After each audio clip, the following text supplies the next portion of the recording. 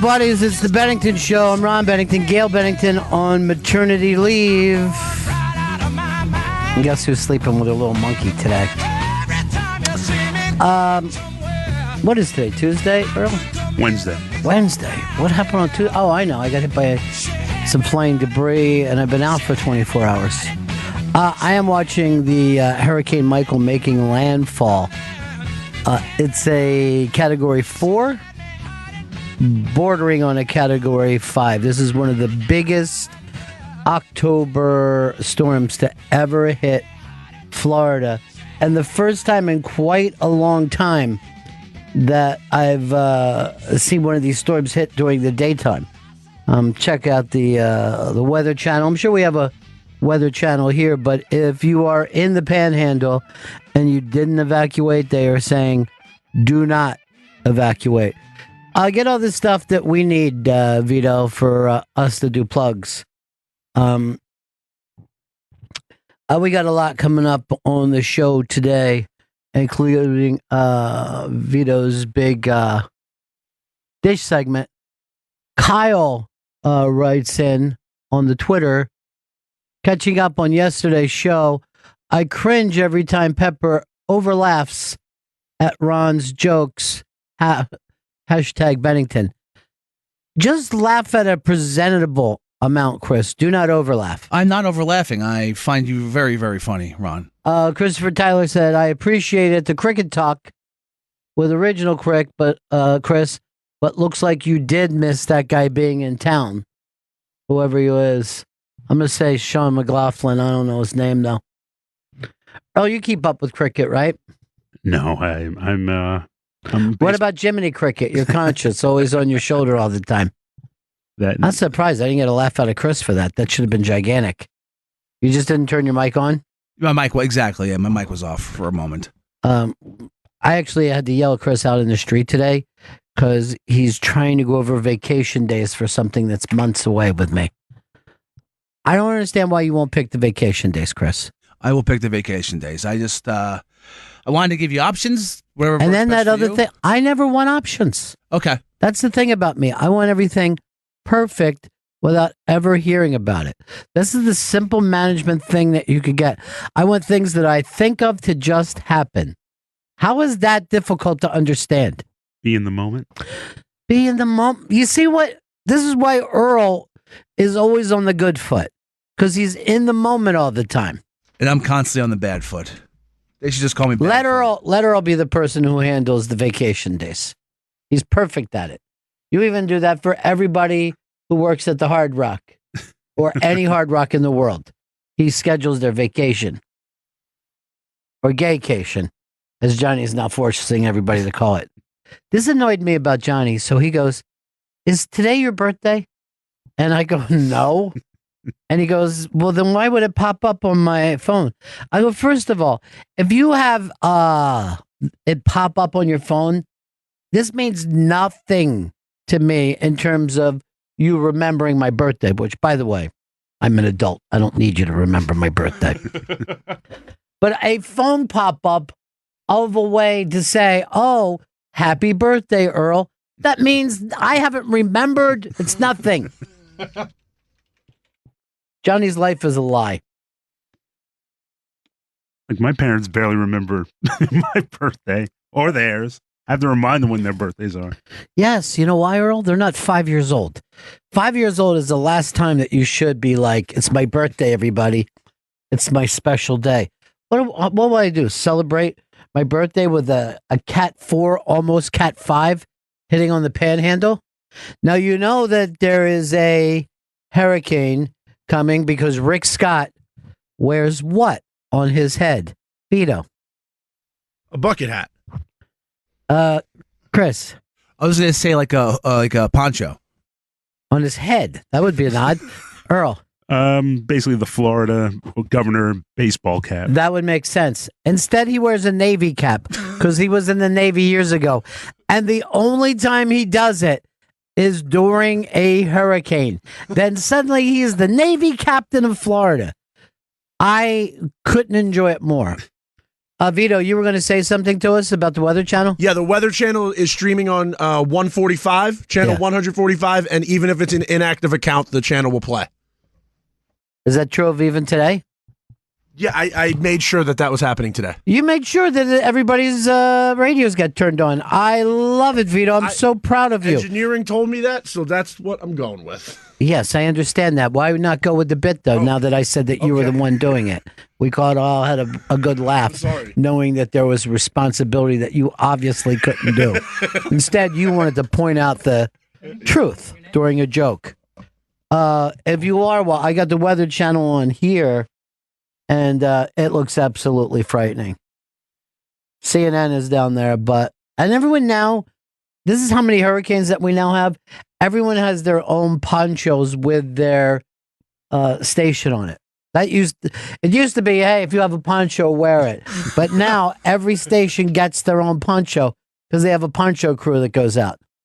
155-mile-an-hour winds near Cat 5. Now, there was a wave off the coast that they said they had, something on a buoy, like a thing on a buoy, 31-foot wave. And I can tell you that the Gulf is normally 1-inch waves. They barely get waves higher than a lake. And this one is 31. 31 feet, the same size as the perfect storm wave that killed Marky Mark, George Clooney, and then just some character actors. And George Clooney swam back down into the wrecking thing because he was the captain, and he wanted to go down with the boat, not even the ship. He wanted to go down with the boat. So we need to do something about, if you look at how much money we now spend, the United States of America spends on hurricanes, we got to come up with a better idea. Vito came up with the idea of building a little wall around the Arctic Circle that was going to stop any kind of melting. He was going to have a giant wall built from the bottom of the ocean up over the top. But I saw these guys in from the Netherlands, and they were saying what we need to do in this country for flood control, because all we do is pay for a flood after it happens, or a hurricane after it happens, but we are never prepared. And since the Netherlands is under sea level, they have all these type of things that could help floodwaters go certain places and stuff like that. We have none of that in this country. Was it like a levee system, or? No, not really. It's ways to set up that, parks suddenly become lakes. They have where all the water will run in one situation. There are some different kind of levees set up, but not the kind that we think of in this country. But it is, first of all, the biggest mistake we've ever made in this country, other than slavery, Earl. That's still number one. But why we ever let people build on the beach was the stupidest idea we've ever had. Every fucking day, every day, these computers are fucked up. Can't we check them before the show? We do, and it doesn't do anything. This is why Johnny thinks that we never do this. Like, we never know when he's calling. He's calling, but that thing was underneath again. Now, how long has he been sitting there waiting? 2 minutes. Okay, that's not bad. Last time he said that he thought that I was angry with him, and that's why when the birthday beeper went off, he wasn't even going to tell me happy birthday. But let's suppose this. Let's suppose, like, from the jump street, they said, okay, you've got to be 100 yards or 200 yards off the beach. That's the last place a building could be. People still want those houses. Those houses would have the view, and they wouldn't flood immediately. You can still see it and experience everything. Thank you, Earl. When's the last time you've been to the beach? Did you go in the water? Oh, wow. I haven't. It's been at least a decade. I've never seen you at a beach. I got to take this call from the birthday boy. Very important to him. thought it was your birthday. What can I tell you? You didn't think it was my birthday. I saw it was your. I saw. I was alerted to the fact that it's possibly your birthday. But that means nothing to me. First of all, I've known you for 18 years. This is true. I am the New Year's Eve miracle baby of Chester, Pennsylvania. That's a known fact. That's crazy. It's the same day as my dad. See, it's a good thing. Your dad was a miracle baby? He certainly was. Good for him. Certainly was. So what can we do for you, Johnny? What are you calling about? Crabbing? Are you worried about what happens to the crabs during this? They survive. They stay under the water, but I would agree with you that there's so many houses built on what are called barrier islands, and you know why they're barrier islands? Because they're the barrier between the land and the ocean, and there shouldn't be houses there. And that's where these problems come. The entire state of Florida is barrier islands. You know what I mean? Yep. Like every beach that you know is not on the mainland. They're on a little fucking sand strip about a mile off from the mainland. It's the same thing in New Jersey. If you same look at thing in New Jersey, you're right. Yep. It's a wild and the Carolinas, and you know, yep. And that's the way that the world was formed. Johnny, is that why that worked that way? Yes, it was formed naturally that way to prevent all these problems. You wouldn't think that nature itself would know to do this. And yet we're like, oh, I got a beautiful house on the beach. It cost me $5 million. Then when it fucking gets swallowed up by the ocean, they're like, can you please buy me a new house? I'm going to build it right back on the same spot. And you can repay me for it in another 5 years. It's everyone down by where I live. I mean, we built our house a little higher than the average people did because my dad not only was a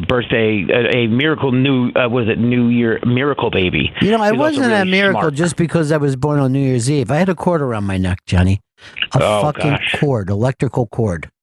I think it was electrical. I don't know what it is. Get in there. But Johnny, here's what I'm saying.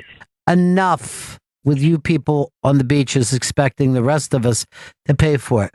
I want you to get a house in the mountains. That's the problem. Is that everyone around? Everyone's building their houses up higher, and they're giving everyone just money to do it. Because they don't want them to leave because they need the tax revenue. So it's a tough spot. And that's someone like my house. If we would have flooded during Sandy, which we didn't because we built up higher, we wouldn't be able to get any of that money because it's a secondary home. They only give it to people who have that as a primary residence. Why would someone live on a Jersey Shore all year? Now you're a fucking idiot. I mean, most of my neighbors do. My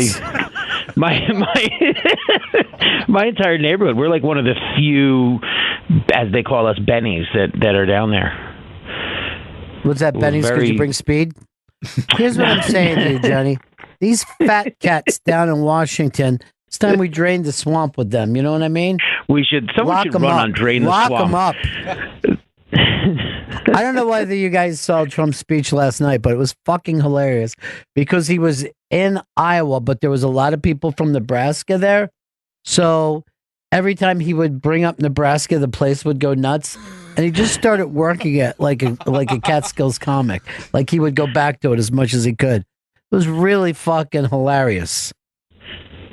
Are you a big Trump fan, Johnny? I am not. You understand that we're making America great again, and we're draining the swamp, seems to be. And we're building a wall, and we're locking her up. You get that, right? Wasn't today lunch with Kanye? I think that's today's on the menu is lunch with Kanye today, I believe, with the Trump. Look, here's the thing in this country. We hate rap people and unless they agree with us, and then we love them. How backwards is it? Pedestal. How backwards is it that the Republican president is meeting with the rap guy for lunch, and the Midwest darling is telling people to go vote for the Democrats? It's literally the opposite of everything that it ever has been. Who's the Midwest darling?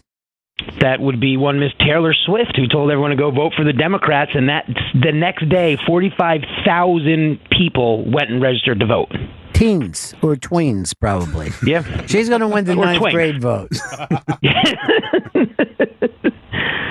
But it's literally the political world is in its opposites. The guy who said George Bush hates black people is now meeting with the president. Well, because he likes making America great again, and he Where's the hat? yeah, he wears the hat. He's got a trophy wife. You know, he's doing okay for himself. No one even knows. No one even knows what he's up to. So I didn't know that lunch was today with Kanye. I believe that was what I heard yesterday on the news, that he was meeting with Kanye today. All right. Thank you, Johnny. Thanks for the Beltway gossip. I love it very much. Monday, we're going to announce that the Thanksgiving tickets are up. I understand you and Wiki were talking today. We did. Wiki and I had a little chat trying to get things all squared away. Or at Were you least starting dotting to the maybe I's plan. and crossing the T's? That's the important thing. I don't know if we have any dots or crosses yet. I haven't really heard from anyone from like a Chris or anything. Earl and I talked a little bit, though. That's good. Chris does not let. I went through this today. Chris is a filter for me. He's not a decision maker. What I'm thinking about doing is this filterless coffee. Just like if people want to know things, they can just come directly to me because it'll be the same thing that happens. Just the 2 weeks won't pass. You know what I mean, Earl? Yeah. That's Earl. You're thinking he's doing nothing right now but filtering. I don't know about. Yeah. Well. Okay. You called it, Earl. You called it. I think you understand that the vibe around here is bad. He's changing the vibe. All right, buddy. Later, Benningtons. See you later, pal.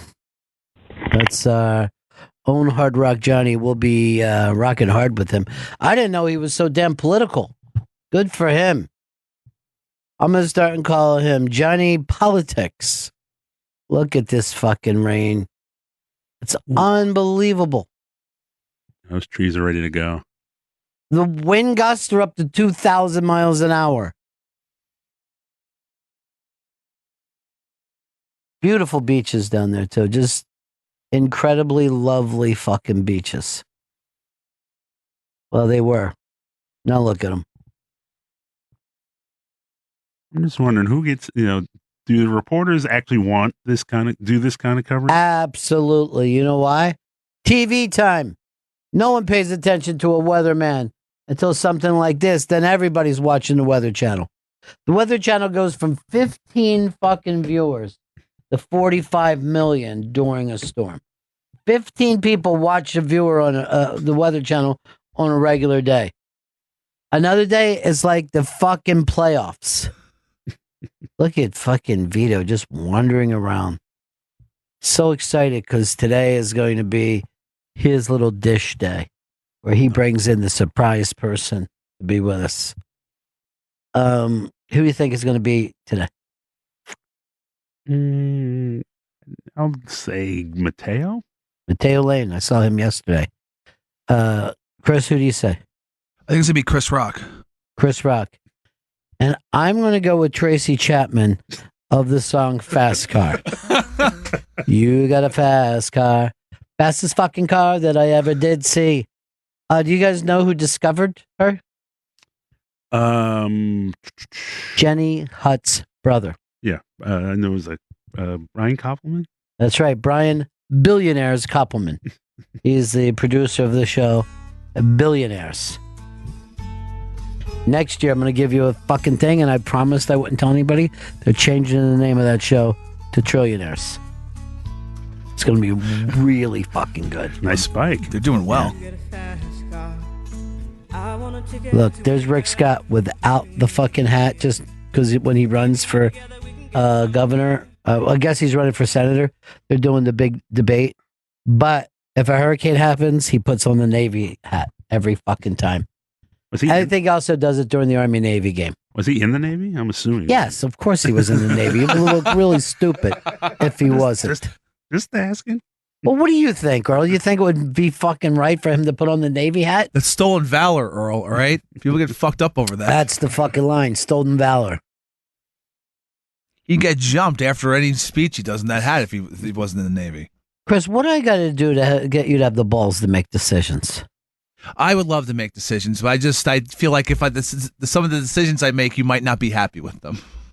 I just want to make you happy. You're blaming me. No. You're literally blaming me. No, I'm not blaming you. No, I'll make decisions. I would never blame you. Sound like you were blaming me. Anything is always my fault. What's that? Anything is my fault. Oh, I'm woe saying, is me. No, not woe is me. Everything I do is my fault. No, you hear that, Earl? Yeah. Taking How do responsibility. you feel about that, Earl? And, I always remember that. Remember that Christine Vachon? That's him. She wrote this.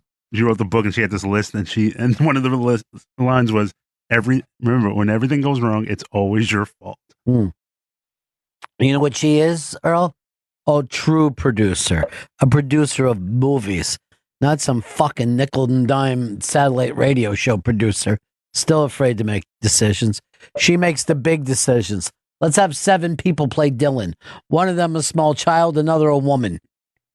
Do you think they were fucking happy? You think the fat cats out in Hollywood are happy to hear about that?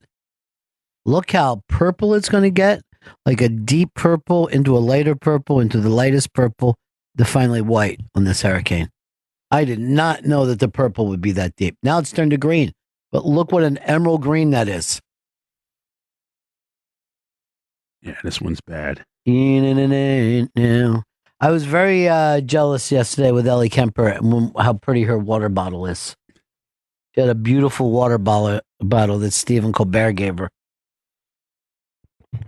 Nice tchotchke. Here's the thing. How can a bottle keep cold things cold and hot things hot? Even a fucking refrigerator or an oven can't do this. They have specific that they're able to do. And then she got nervous. She goes, I can't pour. She felt like the bottle was too light. And she goes, I'm worried this will burn my hands. She's adorable, that Ellie Kemper. Yes. I adored her.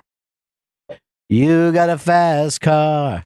Well, I think we're 25 minutes away from Tracy Chapman allegedly coming in here to do dish with us. It's exciting. The best new artist of 1988. Mark, what year was it? I think 88. Wow, Yeah. was it that fucking far? Yeah. Wow. Jesus. 80, maybe even longer than that. Mark, you're Malibu. Hey, did Earl think that Navy cap was like a cap like Captain Tennille used to wear, the governor was rocking? Or I think he it's thought a it was an baseball. Admiral's cap, like from, like Napoleon would have on his fucking head. I just assumed you would wear a state hat. Like, basically, the official state hat. Name one fucking governor who wears the official state hat. And I'll say you a guy who will not get reelected. I'm going to go out of my way to say this, and I think I've mentioned it before. There is nothing worse in this country than state flags. They do not know what a flag is used for, and they're fucking terrible. The only people that I give big credit to, Texas right off the bat, I think they have a great one. And any other, I think California has a bear on their flag, Yeah, there's a which bear. makes me laugh. The New York one sucked. That was always Pennsylvania blows, Jersey blows. 99% of the state flags are goddamn embarrassing. If I was running for president, and who knows, maybe I'll be, I got a call from Bloomberg. Maybe he wants me to run on his ticket as VP. Be the only guy I would tower over. He's switched to being a Democrat. yeah. He just He was independent, he was Republican, and now he's Democrat. He's whatever you want me to be. I think he started out as a Democrat, then went indie. Yeah, He went indie, and then he went Republican because he can get on the ticket quicker. right. And now he's back to a But I Democrat. really do kind of think he should be running as a Republican, not as a Democrat. I think he's everything people wanted Trump to be. And as a mayor, he was, well, first of all, he did a very good job as mayor. There weren't any problems. But he never was tested the way some mayors have been. Yeah, the economy was good. The economy is good. There was no huge drug thing going on. There was no Crime was huge down. crime thing going on. That there was no terrorist attack.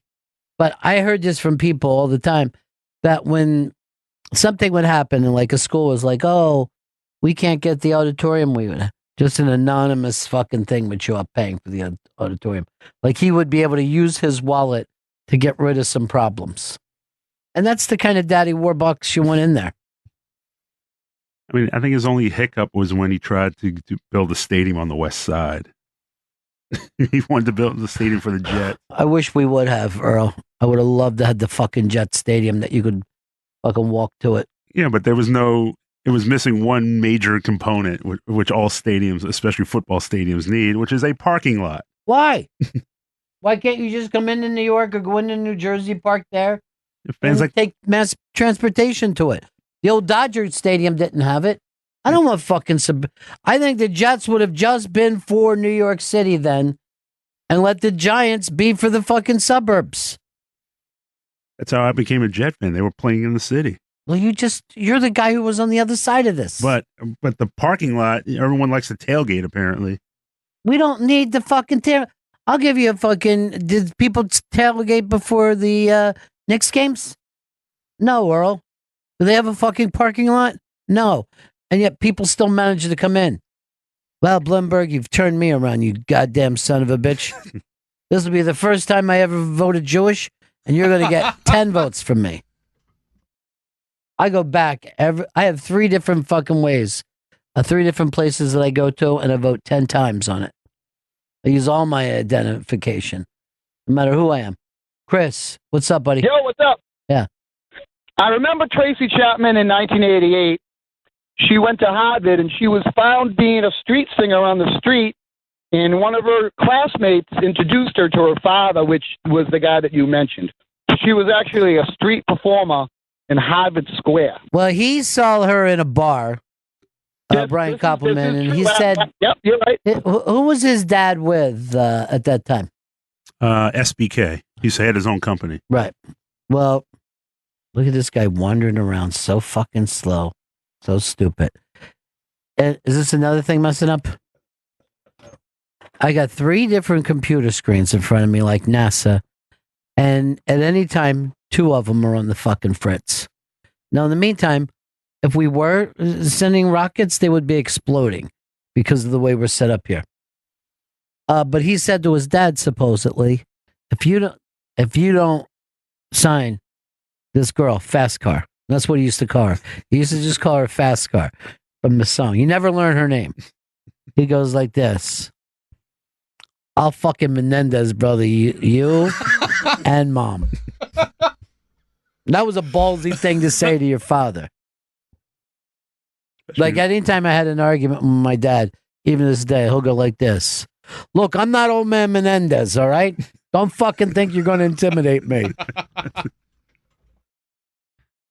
Do you ever get the I brought you into this world, I'll take you out line? No, because that's a fucking Bill Cosby line, and we don't credit rapists. Sit down for a minute, would you, Vito?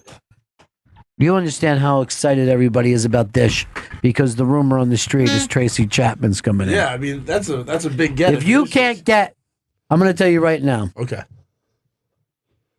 If you can't get Tracy Chapman, okay, I want to see Mark David Chapman in here. You get one or the other. He's been having a lot of parole issues. Bring him in like they, like when that fucking thing's wearing a hockey mask. He's attached to the thing and you're just rolling him in from behind. I don't know who is at Shade 45, but it's a big fucking deal right now. It is a big deal. It's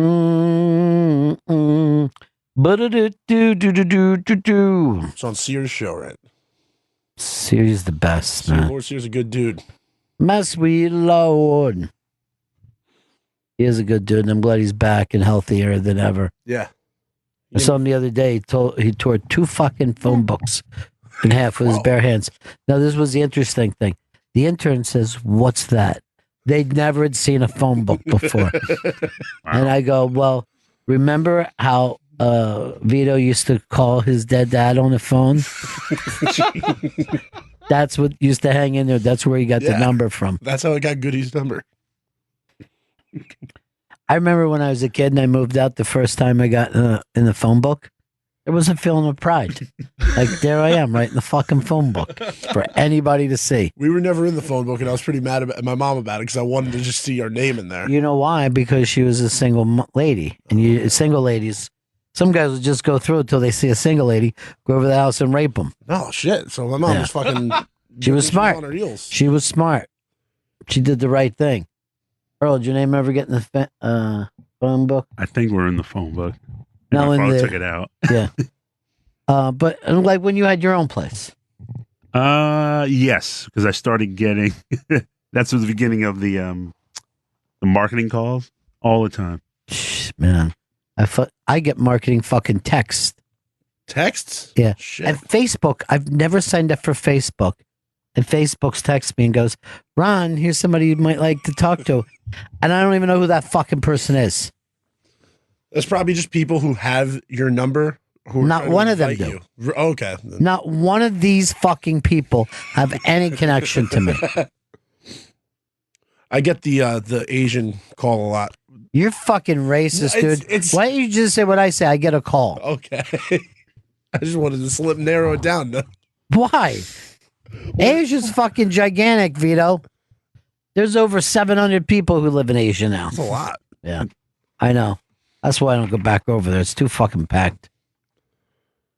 And they said that this year, the geisha girl is the inappropriate Halloween costume. Yeah, so this company, Fashion Nova, which is like taking off, has put out this geisha Halloween costume, and people are livid over it because it's like considered cultural appropriation in putting out this costume. It's on the iBang, the costume. But I can't understand why it's cultural.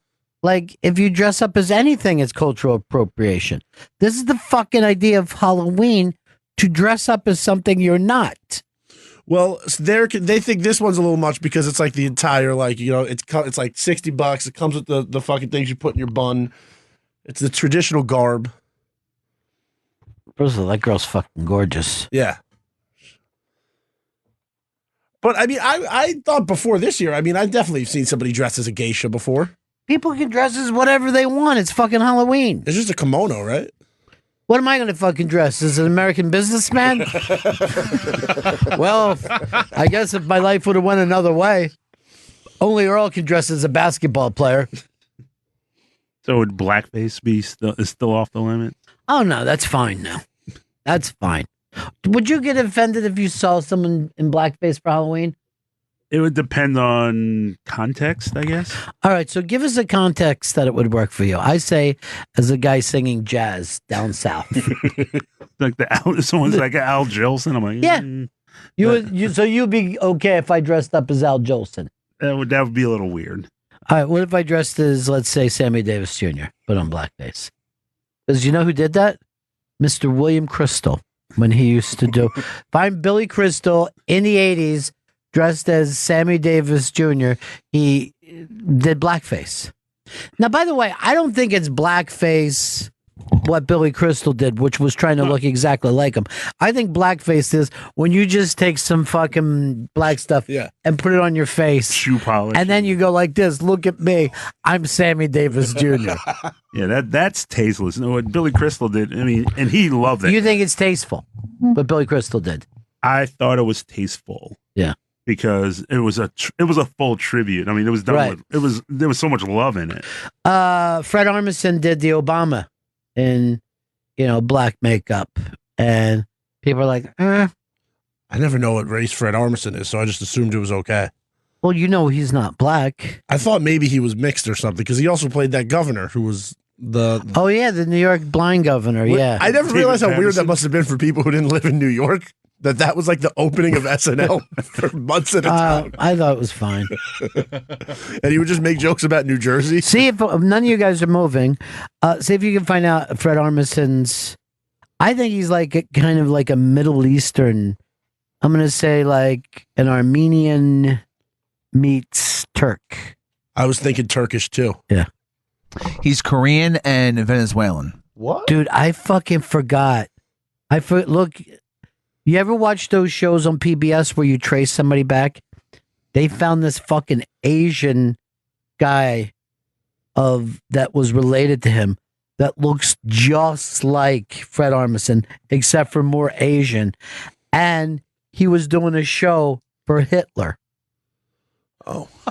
Wait. For what? Yeah, because he was like with the Japanese, during the war. Oh. And he was like, they're fucking USO. I guess it's JSO. And then he went to fucking do a gig for Hitler. I forgot all about this until you said this. And this bit is so fucking funny. It's like his great grandfather or something. Fred Armisen had never heard of it. Why aren't you putting like Asian grandfather or something? Why do you just sit? Oh, right there it says grandfather, Earl. Where?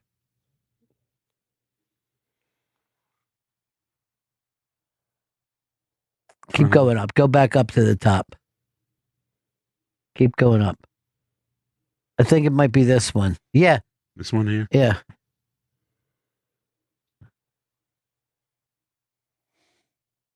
Wow. Yeah, I can't really. Masami Kuni. Yeah, he does look. This looks like a parody of. Wow. I know. This whole thing was fucking nutty.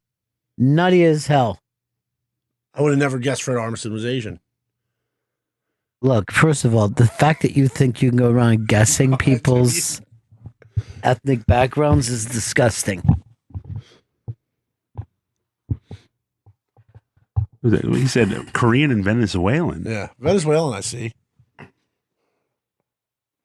I just found out, you know the kid from Saved by the Bell, Mark Paul Gosselaar? No.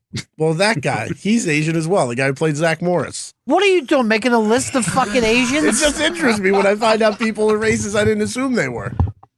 That's racist. Is it? Basically, what you're saying is racism. I have one of those too. All right, Rita Ora. You know who Rita Ora is? No. All right, put up Rita Ora. She's like a British pop star. She's very popular. Why would you know who British pop stars are? She's on the Daily Mail a lot. Now, I always assumed, without a shadow of a doubt, that she was African American. Why? She looks African American to me. Turns out she's Armenian, and that blew my mind. Everything that you're saying is so distasteful. I can't even be around it. Earl, your friend is Armenian, right? Oh, yeah. I thought she was Do black. you think that she looks like Earl? No. Chris and I are going to do a TV show where they just show us pictures of celebrities. Now, I don't know whether you guys knew this, but let this... just say whether you think this is racist or not. Okay. Earl keeps a notebook, and every time he sleeps with a white girl, he puts another check in it. I think that comes across as racist. That's very racist. You're grouping a bunch of people in one race into a book. Don't have a scorecard. It's not a baseball game. Oh, my God. How many people do you sleep with in baseball? Now, none of you guys are crushed that the Yankees lost? You don't give a fuck? Very. Are you crushed? I don't even want to talk about it. That's how I'm crushed. Well, we're on the radio. This is what we were paid to do, Earl. No, like especially when they lose to the Red Sox, 2004 never happened in my mind. It did though. It did, but they lost. They had a big lead too. So how's that feel? Such a dick. Kind of like the Mets when they had to hurt them. Now, here's the thing, though. They're now blaming Aaron Judge for fucking playing New York, New York, and then Boston was playing New York, New York, and they had a thing of Frank Sinatra's head, and they were acting like they're putting their dicks in it. That's horrible. So that was like a real fucking put down to you guys. But do you blame it on Judge? No, not at all. Red Sox are professional fucking ball players. They don't get mad. You know what I mean? They have a game. They have a job to do. Division leaders. They were leading the division all year. Yes, Unlike the Mets. Let's be honest here. The best team won. You know what I mean? I could be 100% honest with myself. The better team won. They had better pitching. They executed better. Your pitcher didn't even know what start time it was the other day. That was true. He was fucking wandering around. He came in. He was coming into the fucking park, and you just see him fucking trying to tuck his shirt in. But I blame that on the networks because they keep jerking the times around. No, it's not the network's fault. If I know what time this show is. I come here.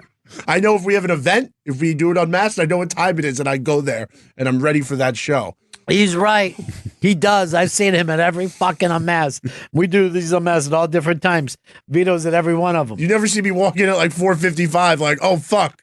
I thought this was at 7:30 because of TBS's coverage. Here's the other thing, though, from the fucking manager point of view. If the guy isn't ready, have somebody else who's been there. Yeah, just warm somebody else up. It's baseball. Come on, Earl. How's it feel, man?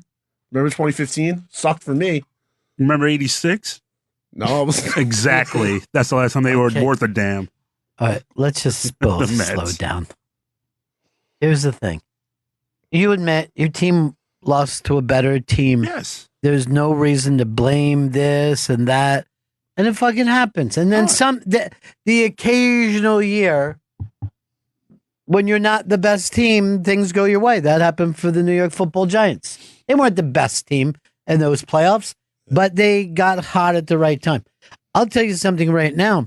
Everyone talks about the Vikings moving ahead because of that stupid fucking play against the Saints. I think the Saints probably would have beat the Eagles. I was saying the whole time, let's play the fucking Vikings. Yeah. Because there's no Drew Brees in the fucking game. You know what I mean? Won't that be better? I go, if you had a preference. Now, I also believe this. You got to beat everybody to be the champ. You just got to beat everybody. But you don't always play the best teams on the way in. Yeah, you want to beat the best. Yeah. But sometimes upsets happen. So upsets happen, and you're playing a team, and you don't know if you would have beat the other team.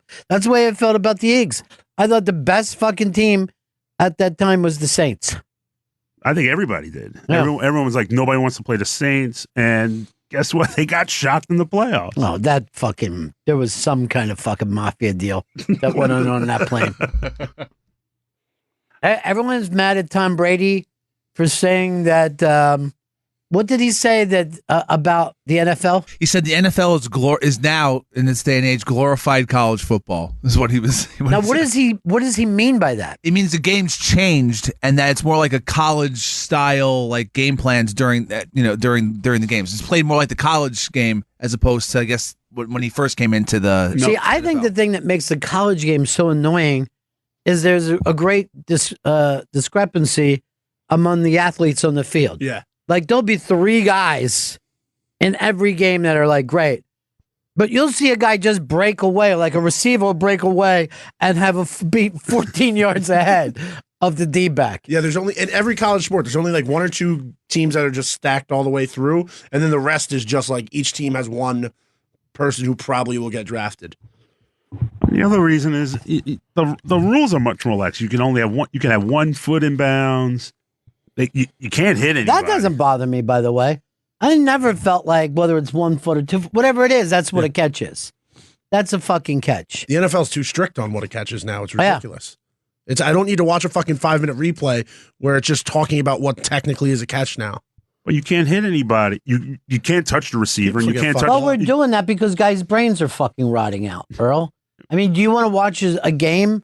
Do you want to fucking sit here and see like Jim Brown just be like a head inside of a fucking jar? You know, that's the problem. But the same thing happened with boxing. And it's going to eventually happen to that stupid UFC. You know what I mean? You don't want to see guys damaged for the rest of their life. Nobody's got a fucking shorter shelf life than a fucking UFC guy. Yeah. That Irishman is already wasted. Yeah. He is wasted. Yeah, he's totally done.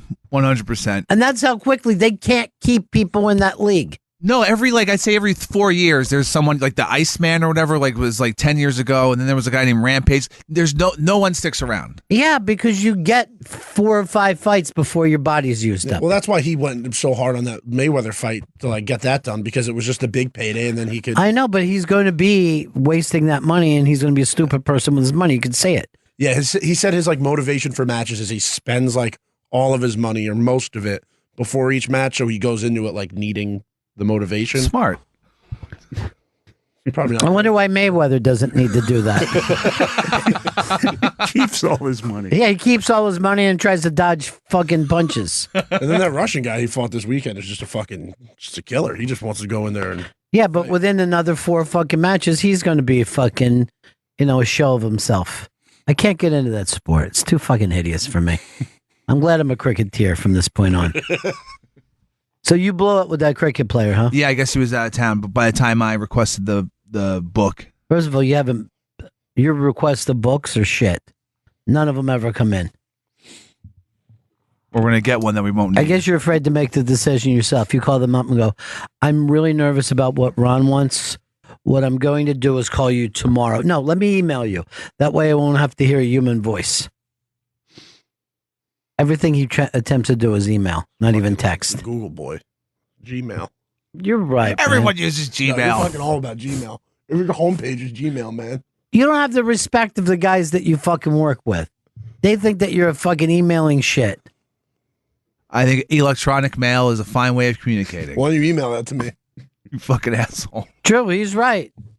Like, if it was up to you, you would email every fucking response. Because it has auto response now, so he probably doesn't even type. He just fucking watches it. You're fucking right, man. He is fucking old school. You got him, Vito. It's a flip phone I'm using right now. What do I do with him, Feets? What do I do? Probably just slap him around. Well, here's but the only thing he cares about is his Gas Logic fucking show. That's it. I brought that up to McClure. I'm like, how the fuck do I have a producer if 90% of the time he's working on his Gas Logic I don't show? think McClure would like that very much. I don't know why you would say that. It's He not said true. he had requested a meeting with Chris, and Chris wanted to do it via email, even though they were in the same room. What the fuck? Yeah, I just thought it'd be easier. And yet, from what I understand with Louis J, you talk to him face to face every opportunity you get. He's hanging around those studios a lot. You serve two masters, and its time has run out. That guy's in our office like once a week just talking to Chris. I serve Louis but one J? master. Yeah, every week. I serve but one master. Really? Because I don't get to talk to you once a week. I get a couple of fucking emails of, "Oh, I'm so nervous about what we're taking off for Christmas." We take the fucking same thing off every year. Why don't you fucking write to Fez and say, "How do I fucking schedule the Christmas fucking break?" It's 3 years since you're gone. We take a break for fucking Christmas, Earl. It's not shocking. You're a Christian, right? Yes. Who's your favorite person in the Bible?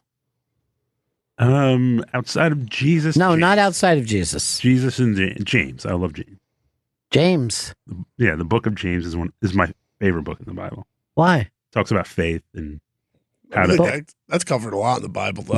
It's all about faith. But that specific book covers why you should have faith. Why? Why should you have faith? So you don't burn up? Because I definitely don't want to burn up, Earl. I like Genesis. The band? Fuck That yeah. too. You know, here's where Genesis was mad. They said the In the Air Tonight was supposed to be a Genesis song, and then Phil took it and put it on a fucking solo album. Like, thanks, Dick. Yeah, that's what we go through with fucking Chris and the Digital Logic fucking show. He'll come up with an idea and he'll go, well, let's not give it to Bennington. Let's run it down here. You emailing those ideas? No, there's no emailing of those ideas. Because everyone's saying, oh, he talks about the black fucking web or whatever constantly on that show. Never mentions it here. Damn, man. He told me he never heard of 4chan the other day. What? Are you in 4chan? I just read 4chan. I would be called a lurker, but I'm not in 4chan. Why? It's the amount of things they post on there is very dicey. I don't want like my IP address on my phone attached to me posting things on 4chan. That's like he uses them, but then he doesn't want to, you know what I mean? It's like he does with us. Yeah. What? You take the check here. Here's what I'm going to tell Jim McClure. Okay. Stop your check 3-4 weeks and see if What? your fucking, see if your attitude doesn't Don't change. tell him that. I don't know. All Jim wants to do is come up with when's the vacation, and Chris will not give him the things because he wants me to pick the dates, and I'm like, then why aren't I the producer? Just tell him to talk to me. I'll be the producer. You don't say it, huh? No, let me pick I want you guys to vote right now. Do I throw fucking Chris under the bus? Under Vito? the bus. Under the bus? No, what the Earl, no, what about don't. you? Yeah. Okay. There it is. Can I vote? Too late. Yeah, go ahead and vote. Do not throw me under the That's bus. 2-1. I can't count for 3. No, you're like the fucking Democrats right now. You're basically the Democratic Party of this show. I'm a cock. But I will say you this. You might get pegged, but you take it in good spirits. Thank you. Did you say thank you? Yeah, I said thank you. It's For a butt compliment. fuck. It's a compliment. Everybody was like, when I was at the gig, they're like, where's your executive producer? I go, he didn't come. They go, how come you gave me to Philly last time? I go, because Big J was here. Come on, Chris. I wanted, And I would have even had some for you. really. Yeah. I got nada in Philly. We took my mom out for her birthday, so I couldn't come. I'm sorry. Look, that's fine, buddy. Where'd you? Who's we? My mom for her birthday now every year Yeah. just likes to go out with my friends and just get like kind of drunk. That's so fucking sweet. I saw her drunk with your friends over at the Skankfest. Yeah, she likes to have a few drinks every now and then. I saw two guys feeling her up What? What? She didn't. Why are you concerned, Earl? It was pretty hot. Shock. because he was with her on the slide. Where'd you guys take her? We took her to one of those like unlimited beer and sake places. No food, just booze. No, there was unlimited food too, but it was all about the booze. Where So was this? it's on 25th Street, 25th and 9th. It's just like 2 hours. What is the food? Just all Japanese food, like sushi, like chicken teriyaki, steak teriyaki, some appetizers and stuff. It's just unlimited. What's it cost? $35. There's something wrong about this whole fucking thing. It's not bad food. How's the sake? Sake's pretty Sake's good. actually made with real socks. What time's Tracy Chapman get here? At straight up 3? Dishes at 3. So if Tracy Chapman is coming, that's when.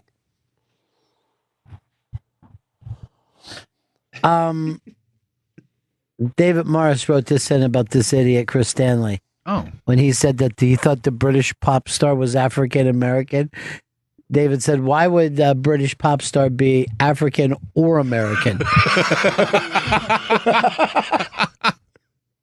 Oh yeah, Dead Cat Skippy's on this.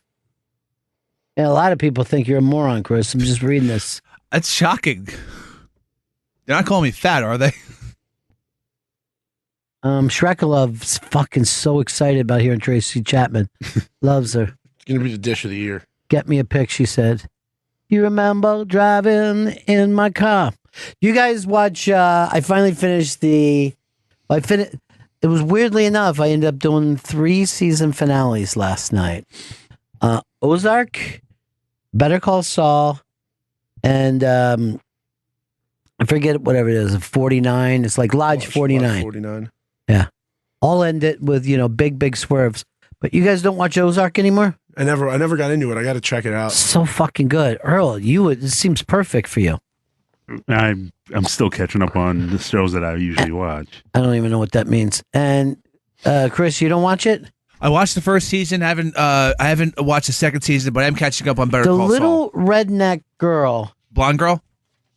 yeah, with the kinky hair, kind of curly hair, Love her. is the best actor on fucking TV. She breaks my heart. Well, she was amazing in the first season. She was doing a thing where she was so upset with her fucking creepy, shitty dad. And then she was talking to her cousin and she was crying. And she said to her cousin, "I'll never love anyone as much as I love you." And it's not sexual, just that's how she feels, like this almost maternal thing with a cousin who's about the same age. And I'm like, I don't know if anybody else is that good of an actor as her. She's 10 times the actor Daniel Day-Lewis is. 10 times. And he's got 3 fucking Oscars. And quit. And He should fucking quit. Stinks compared to this little girl. He'll be He back. played Lincoln. People are like, oh, he was just like Lincoln. How do we know? There's no reference point. No. Who was he, James from the Bible?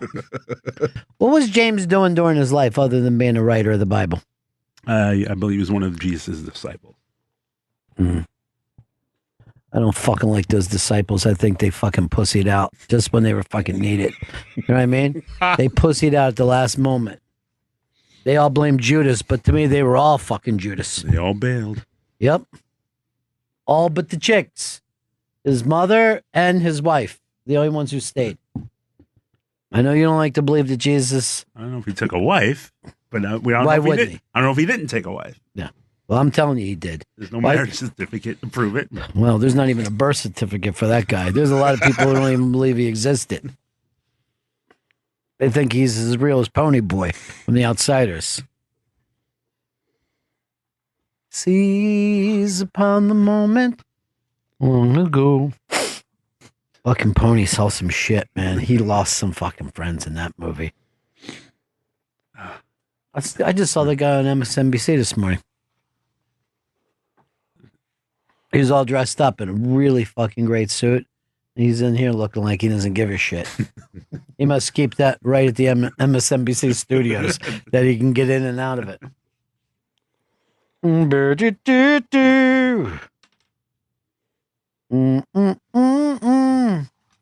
That song is still one of the greatest end credit songs. Oh, no kidding. It fucking breaks your heart.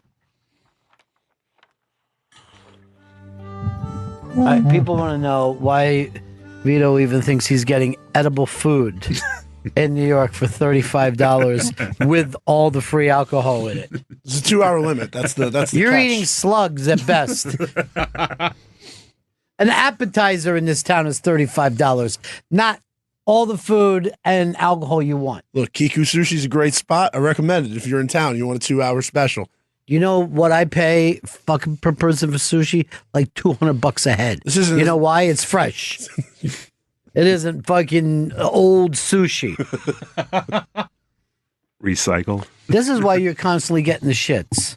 Oh yeah. Next time you go there, I want you to take a ring with you so I can watch it. See it all go down. Hold on, Bob from Panama City. I guess he should be in the middle of the storm right now, right? I'm not there right now. I'm actually in Indiana, but my father is. Oh man! So did your dad evacuate? Fuck no, man. We're rednecks. I know. Fuck that shit. I'm watching this on TV though, and it's unbelievable storm that hit. How far is he from the water? He lives on a lake about 10, 15 miles north, and so he's down in a hole. So he's actually good. He's not really worried about it. Okay. But yeah, I have a bunch of people that live on the beach, and they're all in their closets right now, freaking out. Yeah, I bet. But I'm glad you mentioned that girl on Ozark, man. Did the finale the other day, and I was thinking to myself, she's a fucking amazing actress. She's unbelievable, and she's like a bad person, but she breaks your heart the whole time. I can't wait to see if she does something else. What other movies she does, but. I was thinking that too. I found out that she's in this, I think it's called Maniac thing that's going on. I didn't even recognize her. I have to go back and watch it. I need to watch it too. Hey, give me a call tomorrow and let me know how your family made out, okay? All right, brother. Have a good day. Peace. Yeah, I'm telling you, this little girl, I don't know her name. She's the best actor on TV, period. I don't know why Chris isn't trying to book her. I guess she doesn't have an email account. I keep getting bounce backs. Ring's mission is to make neighborhoods safer. Today, over 1 million people use the amazing Ring video doorbell to help protect their homes. Ring knows home security begins at the front door, but it doesn't end there. So now they're extending that same level of security to the rest of your home with the Ring Floodlight Cam. Just like Ring's amazing doorbell, Floodlight Cam is a motion-activated camera and floodlight that connects right to your phone with HD video and two-way audio that lets you know the moment anyone steps on your property. See and speak to visitors, even set off an alarm right from your phone. With Ring's Floodlight Cam, when things go bump in the night, you'll immediately know what it is. Whether you're home or away, the Ring Floodlight Cam lets you keep an eye on your home from anywhere. Ring Floodlight offers the ultimate in-home security with high-visibility floodlights and a powerful HD camera that puts security in your hands. With Ring, you're always at home. Save up to $150 off of a Ring of Security kit when you go to ring.com/comedy, ring.com/comedy. That's ring.com/comedy. Let's dish. Put on your headphones, Vito's got the news. Let's dish to the gossip they're saying on the radio. This week's Dish segment is presented by Dish. Get extra action with NFL Red Zone from NFL Network on Dish at no extra charge. Dish, tuned into you. To learn more, call 1-844-CALL-DISH or go to dish.com. And our special guest for today. Tracy Chapman? It's not Tracy Chapman. It's not Chris Rock. It's Disco Dan. Hey! The return of Disco Dan. Folks, I'm back. I'm black, and I'm here. I wanted Tracy Chapman, but this is 10 times better. Isn't it better? I kicked her out into the elevator, and I said, "Not today, Tracy." Okay. It's improving. Now, my first dish, just right off the bat, is some office dish. Ooh, I love office dish. That's, the best. you know, That's what got you in trouble. I'm not saying anything. Yeah. So I was in the hallway, saw Liam, and I just mentioned something to Liam about texts and emails. Yeah. And Liam started screaming about getting emails versus texts from one Chris Stanley. What did he say? He was just saying, "Come on, emails are stupid. Text, I see right away." They're also in the same building. He could just walk up and talk face to face. Right up there. Doesn't need to text or email. Directly above our office. He's walking around the studio. I mean, like most days. All right. So this is just taking it. Let's move on to the next one then. All right. So, Ron, you were talking about how you wish there was more American mythology and stuff. No, I was. I wish there was more. I said that we just stopped. Well, luckily, my favorite person in the world is getting a Netflix movie where he's going to be playing an American myth hero. The Rock is going to be playing John Henry. Somebody told me, like, out of all the myths, that's their least favorite because it's just about a guy nailing stuff in until he dies. Isn't it kind of like the magical black man stereotype? It really is. And I forgot that he was even black. You know what I mean? I forgot that John Henry was black, but he is. Oh, I thought you meant you forgot The Rock was black. No, I know that every time I look at him. People online are pissed because they say he's not the correct shade. Not black skin. enough. Yeah, right. I have such problems with the people online. I don't see why you have to be the exact thing. Doesn't matter. It's a fictional. I understand with a biopic or something to an extent. I don't believe that at all. I mean, I understand. I think with a biopic or something, race comes into play just because, like, it kind of changes the story. Like, it doesn't. It just means that you're prejudiced. Who's the greatest African American actor today? Denzel Washington. Now, Denzel, and I brought this up many times, he could play Kennedy. First 5 minutes, you might be like, "What the hell?" And then you would get into the story. And then you would grow as a person. It's all pretend. It's all made up. But wouldn't the story of, like, a black guy being president be part of the story? No, because he wouldn't be a black guy being president. He would be Kennedy. But you fucking racist. Conversely, what about when people get pissed when they say Idris Elba is going to be James Bond? I'm fine with that. Agreed 100%. He could play James Bond in a heartbeat. What about a woman? Yes. What do we give a fuck? I'd be more offended by an American playing James Here's Bond. what I'd rather be. Play the fucking part. There is no Superman. So whatever it is, just play the part. Make me look that we make shitty movies already. It's shit. You said the other day that you're embarrassed that you went to see Thor. I couldn't agree more. They're all bad.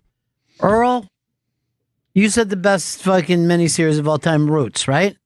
I say you could take all white guys, put them in that movie, and it would be just as good. Some of the subtext might be lost. Yeah. You just say that you're black. Like, oh, here I am, a minority. If you're a good enough actor, you can pull that off.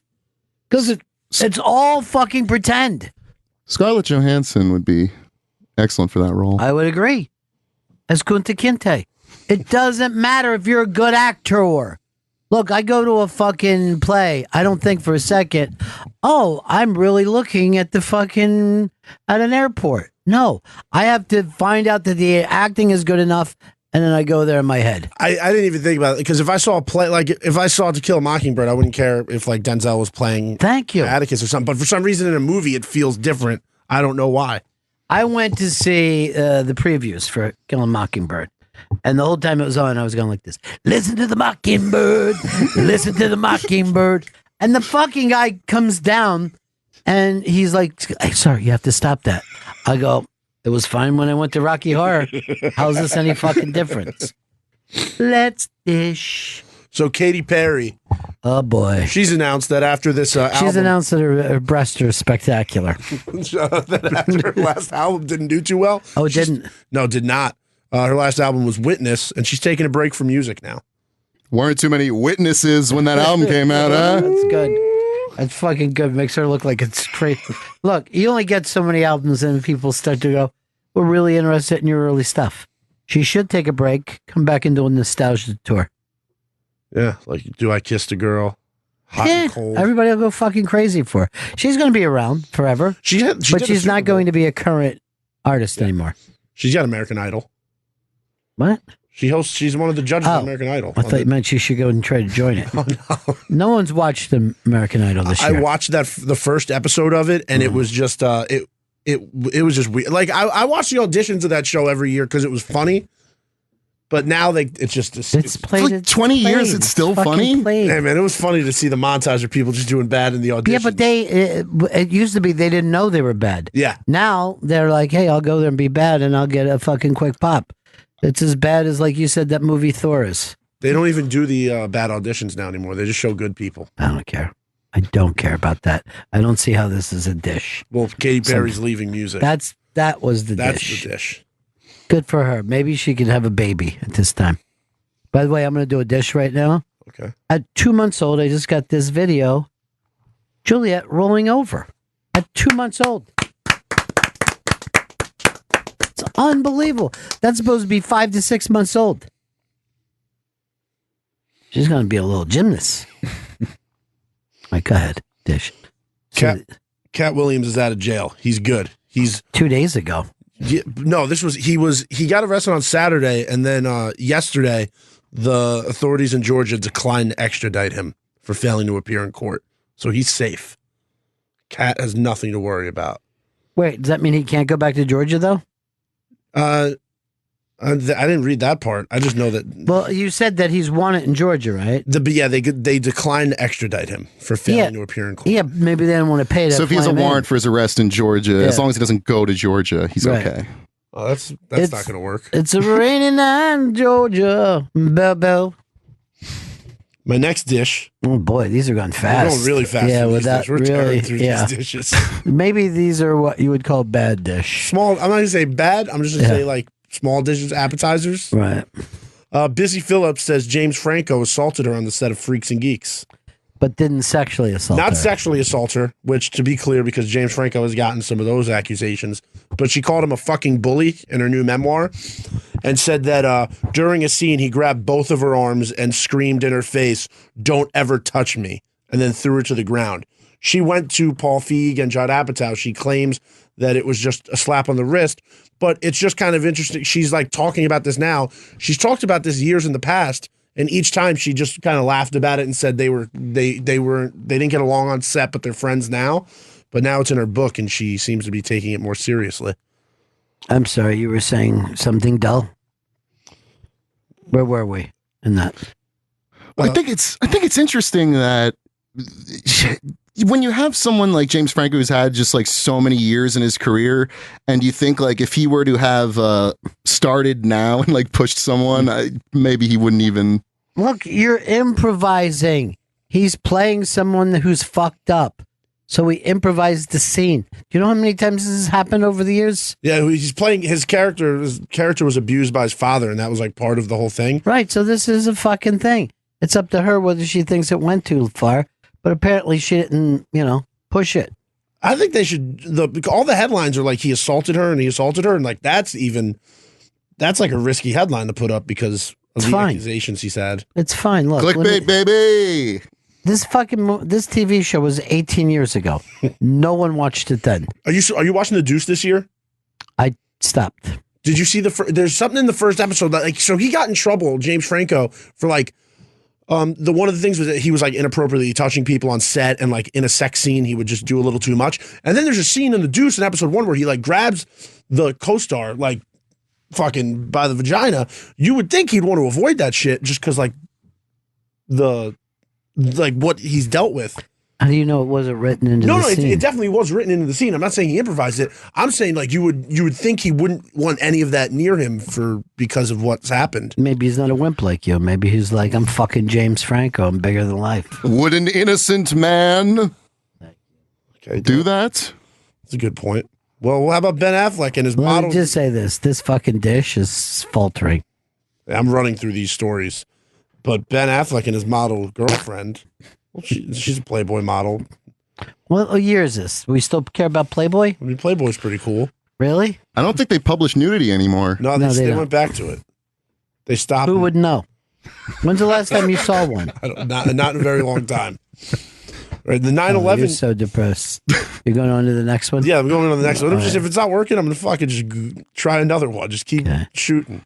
The 9/11 museum. They've had a video of Matt. They've had a video of Matt Lauer reporting. This can't be Dish. What's that? This can't be 9/11. Can't be Dish. No, September 11, 2001 is not the dish. The dish isn't 9/11. It's about the museum. Apparently, there was some foreigners involved in the attack. Did you hear the towers came down? So the 9/11 museum has a video of Matt Lauer reporting on September 11th, and some sources say that they're going to be taking that video out because of Matt Lauer's misconduct. It's history. They're saying they might take it out. No. Who's watching that and thinking of Matt Lauer? Right. And you're watching the highlights from like people, like 2,000 people jumping out of a building. Why not just say, oh, back then you could sexually assault people and still get to announce things like this? It's, I don't like it. It's whitewashing history. You know? That's like saying, oh, we wanted to tell the story of the South, but slavery is so despicable, we'll take that out of it. And I'm actually We'll say, we don't know who picked the cotton. I guess magical elves. I'm kind of in favor of the Confederate monuments coming down, but I think this is like different because it's in a museum. Like there's a context there. Well, yes. If a monument was in a museum, you would be like, "Oh, look what people used to do: make monuments to fucking slavers." But to say, "Oh, we're gonna have it in front of the high school," that's up to the town to decide. I'm gonna stay out of it. I wouldn't tell anyone to get a fucking statue or get rid of one. I can't tell you.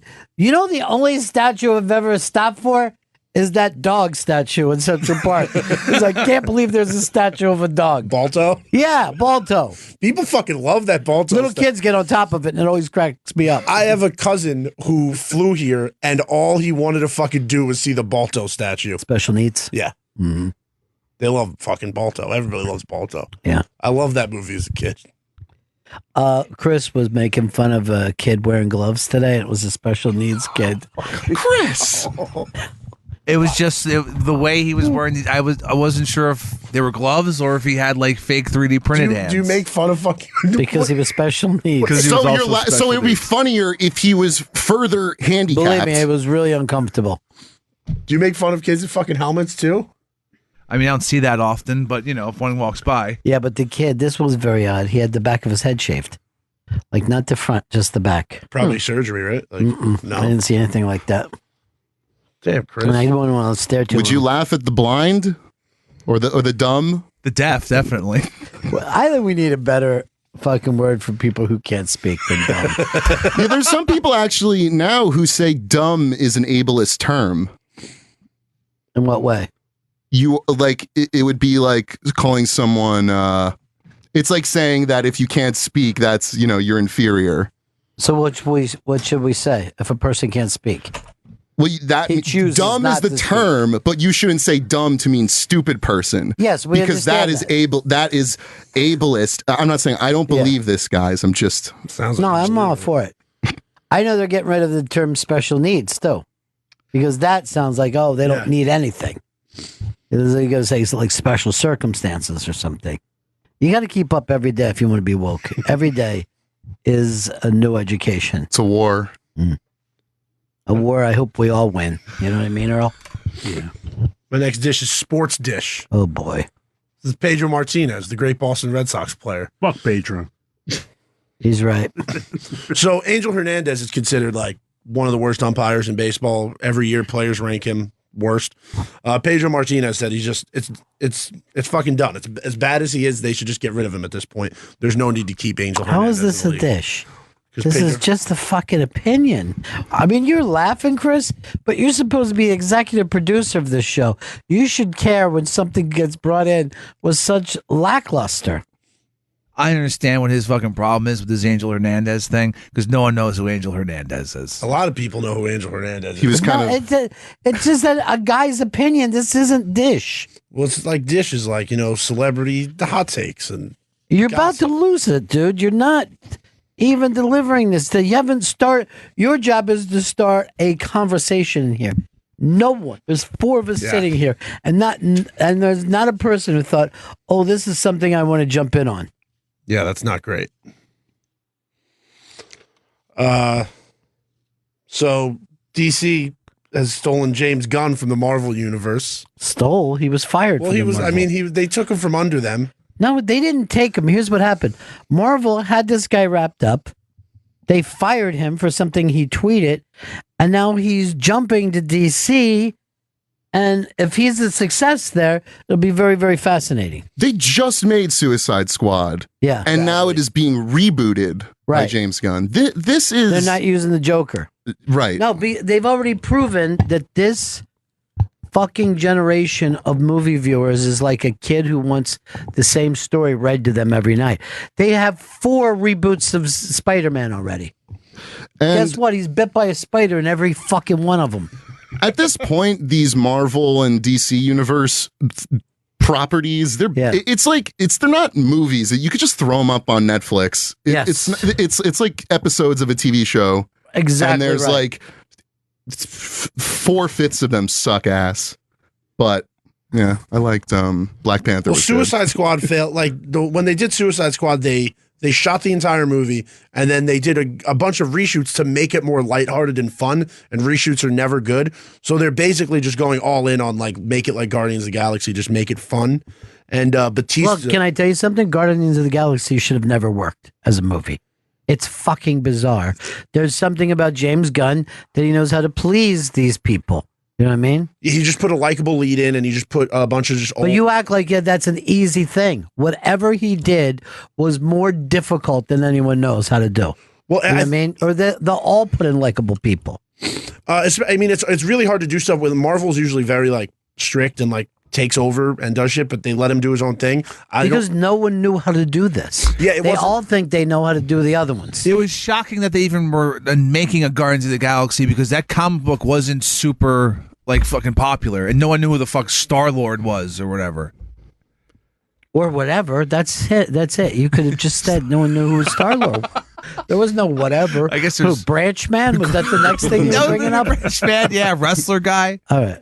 I don't know what's going on with you today. You're very lackluster. You had no energy. I mean, you got Mr. Fucking Excitement with you. Disco Dan. And I want to say, I brought some dishes as well. Good. I want to hear it. Let's try to save this fucking corpse. All right, we're gonna start with one that's from today. This is breaking news.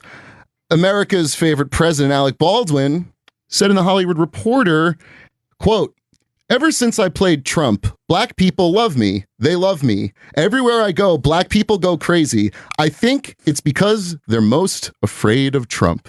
Ooh. Is Trump like the boogeyman for black people? Or is that still the boogeyman? I think it's still the boogeyman. I don't think people are afraid of Trump. People are very open about their hatred of Trump. So black people are more afraid of the boogeyman than Trump? Compared to this mutt, yeah. But I don't. What is he trying to say here? That it's almost like when Trump is like, oh, "There's my African American," or like, it's weirdly Trumpian. He also slapped Colbert in this fucking article, which I was glad to see.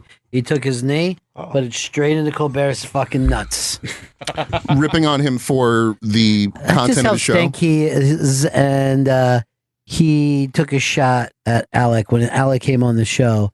He was like, "Hey, what's with you and the paparazzi? You're a good-looking guy. You've got money. Why are you always so angry?" And that had fucking Alec seething. By the way, I don't even like his Trump. I'm not even crazy. I hate it. Everyone hates it. Not black people. They go fucking crazy when they see him. There is no room full of black people. Yes, there is. Watching that impression and like with their whole family and just like laughing their ass off. No way in this country. Earl, you enjoy it, right? Making fun of Trump? Any chance to take a shot at this guy, I'll enjoy. But do it right. At Trump. I think Matt Colbert. You hate him too, right? Not a big fan of this show. Yeah. I haven't watched it. The times I watched it before it got really overtly political. Yeah, and it was always overtly political. But thank you for not getting the subtlety. Let me just say this about SNL. Everybody watches it whether they say they do or not. It's on. It's part of Americana. And this Trump is probably the most known thing about the show right now, whether you like it or not. I would say that was more the case initially after he won, when he was tweeting about it like every weekend. Yeah. And Baldwin's just riding the coattails of that. Additionally, may I say, Alec Baldwin blocked me on Twitter. For what? I've been shitting on him for a couple of years, and he must just be one of those guys who searches his name. Good for him. No, not good for him. Were you following him? Yes, I was. It's the foundation account that he uses. Blocked me. Good. I'm blocking you from my foundation account as well. I don't want you fucking commenting on anything that I do. If you do, you get a block. Block. Great article, though. You got the room going. What else you got? Yes, I have. Here is a Fox News headline that's been making the rounds today. Jamie Lee Curtis wields firearms in the new Halloween movie despite being an advocate for gun control. Now, this is infuriating. How could an actress who has spoken up against guns hold one in a film? Well, that's the part that she was hired to play. You're anti-gun. You can't have a gun. Yeah, of course you can. Look, you could be anti-rape and play a rapist or a victim. I assumed Law and Order was just all real rapists. Yes, that's the fucking thing. Now, there are so many people popping on this Halloween reboot, I couldn't believe it. Yeah, I didn't know if people even remembered the first one. It was 40 years ago. It's got almost a 90% on Rotten Tomatoes. It's getting critically a lot of praise. To call those people on Rotten Tomatoes critics is just the opposite. I want them called fan people, boys and girls. I don't want to limit it to anybody. Earl, covered all the bases. Do you know there's only been one black person in history to review films? Armand White. He's the only one. Isn't that amazing? There had to have been more than one. There had to have been, but you couldn't mention. You couldn't have mentioned. Yes. So Rand Paul's wife says she now keeps a loaded gun next to her bed out of fear of liberal attackers. I wish she would have said out of fear of Rand Paul. Well, Rand Paul said this the other day. His family gets death threats, and he's very concerned that sooner or later we're going to get assassination in this country, and I'm going to agree with him. It's something that I've been nervous about. Well, she said that after she saw the video of Ted Cruz being shouted out of a restaurant by protesters, she fears for her safety, is locking their doors. And I lock my doors anyway. Well, she said they used to not. Yeah, I would. I don't know where she lived. The fucking Kentucky. 50s? No, 1950s. First of all, the fucking neighbor jumped him. Well, I was going to say, yes, this comes after Dr. Paul, I think he's an optometrist, was violently assaulted last year by his neighbor, a dentist named Rene Boucher, who Rene Boucher, he likes a clean yard. He leveled Rand over a dispute about lawn brush waste being left on his side of the property line, and Rand Paul broke 5 ribs in the attack. Yeah, that's a good reason that they should be locking up, because they live next to a guy who, if he sees any grass on his side of the yard, will fucking bum rush you and take you down. But I reject this idea that that liberals are going to attack, like that she needs to be ready to fire a gun at a liberal attacker next to her bed. We don't know. First of all, there are a lot of liberals and conservatives, or people who lean that way, who are also psychotic, right? We've had people shot in this country in the past when the times were not even this crazy. The guy that's shot Bobby Kennedy doesn't even remember doing it and says, I don't know what you're talking about. I'm a Bobby Kennedy fan. And he shot and killed Bobby Kennedy. A guy shot Reagan to impress a movie star. So, and I'll be honest here, a movie character actress. So, I mean, Joey's not that. Weird things happen. And you've got to, I say to be a movie star, you got to put asses in the seats. And there's not been a time in history where everyone says, hey, let's go see the latest Jodie Foster fucking gimmick. So yeah, I'm concerned about the same thing, and I'm not just saying liberals doing it. Liberals and conservatives, we're at a pitch in this country right now. We're at a pitch. Well, this pitch, I think, has driven a lot of celebrities just insane.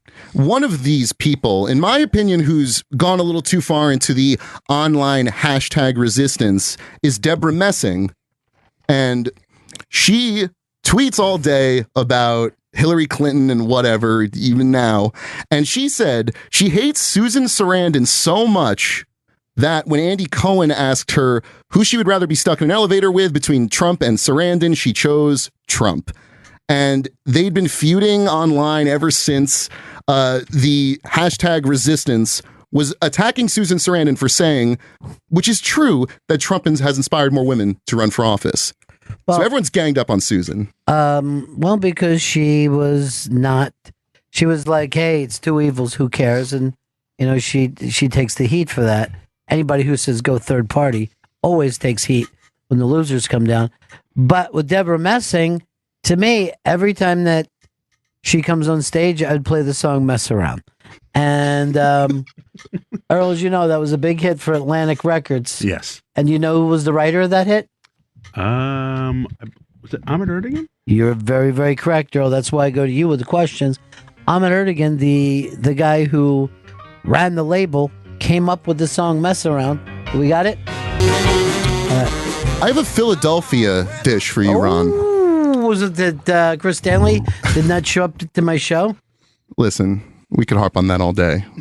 But I'm going to talk about the Wall Street Journal has written a editorial denouncing the co-opting of the Philadelphia Flyers mascot Gritty by anti-fascists, Antifa. I had no idea that they were using Gritty.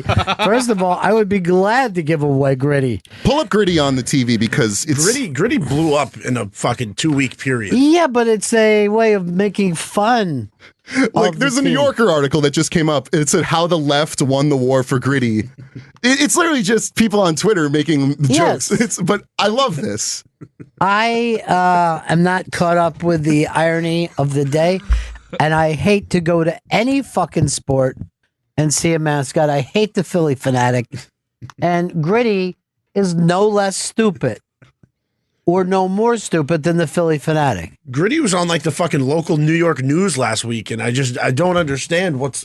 Gritty like did Conan last week. Yeah, I don't think it was the real Gritty. It was a joke. What? You didn't see that thing? That when Gritty took off his off head? The thing. Yeah. Yeah, it was a fake Gritty. Yeah, that's not the real Gritty. I don't know why you hipsters love something that look at that thing. It's just the Google. I think it's just the googly eyes that people like. No, they like the fact that there hasn't been something this stupid in a long time. And it just gives them a chance to talk about something that isn't, Trump and the left. It's a peaceful thing to argue about. Eric in New York. Hey guys, I'm sorry to have to do this to you, Ron, but Mess Around was from Uncle Buck. Absolutely not. No, not Uncle Buck. It's the scene where he's in the car and and the other guy falls asleep. You're absolutely wrong. He's Eric. miming playing the sax. And I'm going to say this because I've never seen Uncle Buck. I watched the beginning of it and I was embarrassed and turned it off. But Planes, Trains, and Automobiles is to me a fucking classic. I truly think it's the best one of the best films of the 80s. Certainly the best film by that filmmaker. And for you to disparage it like this, Eric, and disparage my staff? I'm sorry. Maybe I can let you into my prize closet then. Yeah, I'm going to go into your prize closet and take something. People have written to me that they think it's hilarious that Chris just let Vito die on the vine today rather than get involved. And that's how you end up losing this piece. Let me tell you something. You just can't bring up a topic and expect it to do well. Yeah. I want you to go back and listen, and it'll be the last time that you get the opportunity at this piece. But when Eastside Dave did a little gossip, a little fun. Do you remember that? Oh, I remember that very well, yes. Now, have you ever heard it? No. He took a piece like you had, right? a gift, but he wanted to be on the radio. He wanted to be like, oh, and he had drops, and it was silly, and it was nuts, and everything that you've shot upon here, he tried to make shine. I'm loving what Dan's doing here today. And I'm not done. Oh, my God. Stephen Miller, Donald Trump's one of his most loyal advisors, and Yes. he's got that Squidward face, and he's basically a white nationalist in his views on immigration. Really, really left. Yeah, I am left wing because I care about those kids separated from people. I was like this: you got to keep them separated. So Stephen Miller was out. Hold on, I'm getting a laugh from her. Were you drinking water, Earl? Good. Don't ever let anybody step on you. I didn't want to do a spit take it to the board. Hey, Matt, what's up, buddy? First time, long time. Hey. Hey, Molly Ringwald, this is my John Hughes dish. Molly Ringwald has come out and denounced her role and participation in 16 Candles because of the sexual assault of the intoxicated blonde girl. Everybody agrees that you would not be able to make that today, and you probably shouldn't even been able to not have some kind of repercussions to that, or, it shouldn't have made the kid be a hero. But I would say this, okay, Molly, now what's your best fucking movie? I also dished that last week. Yeah. That was on last week's. We know, but it gives us, but you don't want to torpedo something. I just wanted, I did. Yeah, you're right. Back to Dan. Go ahead, Dan. Stephen Miller, his third grade teacher, wrote a little short story in the Hollywood Reporter comparing him when he was in third grade to Pigpen from the Peanuts because he was so gross.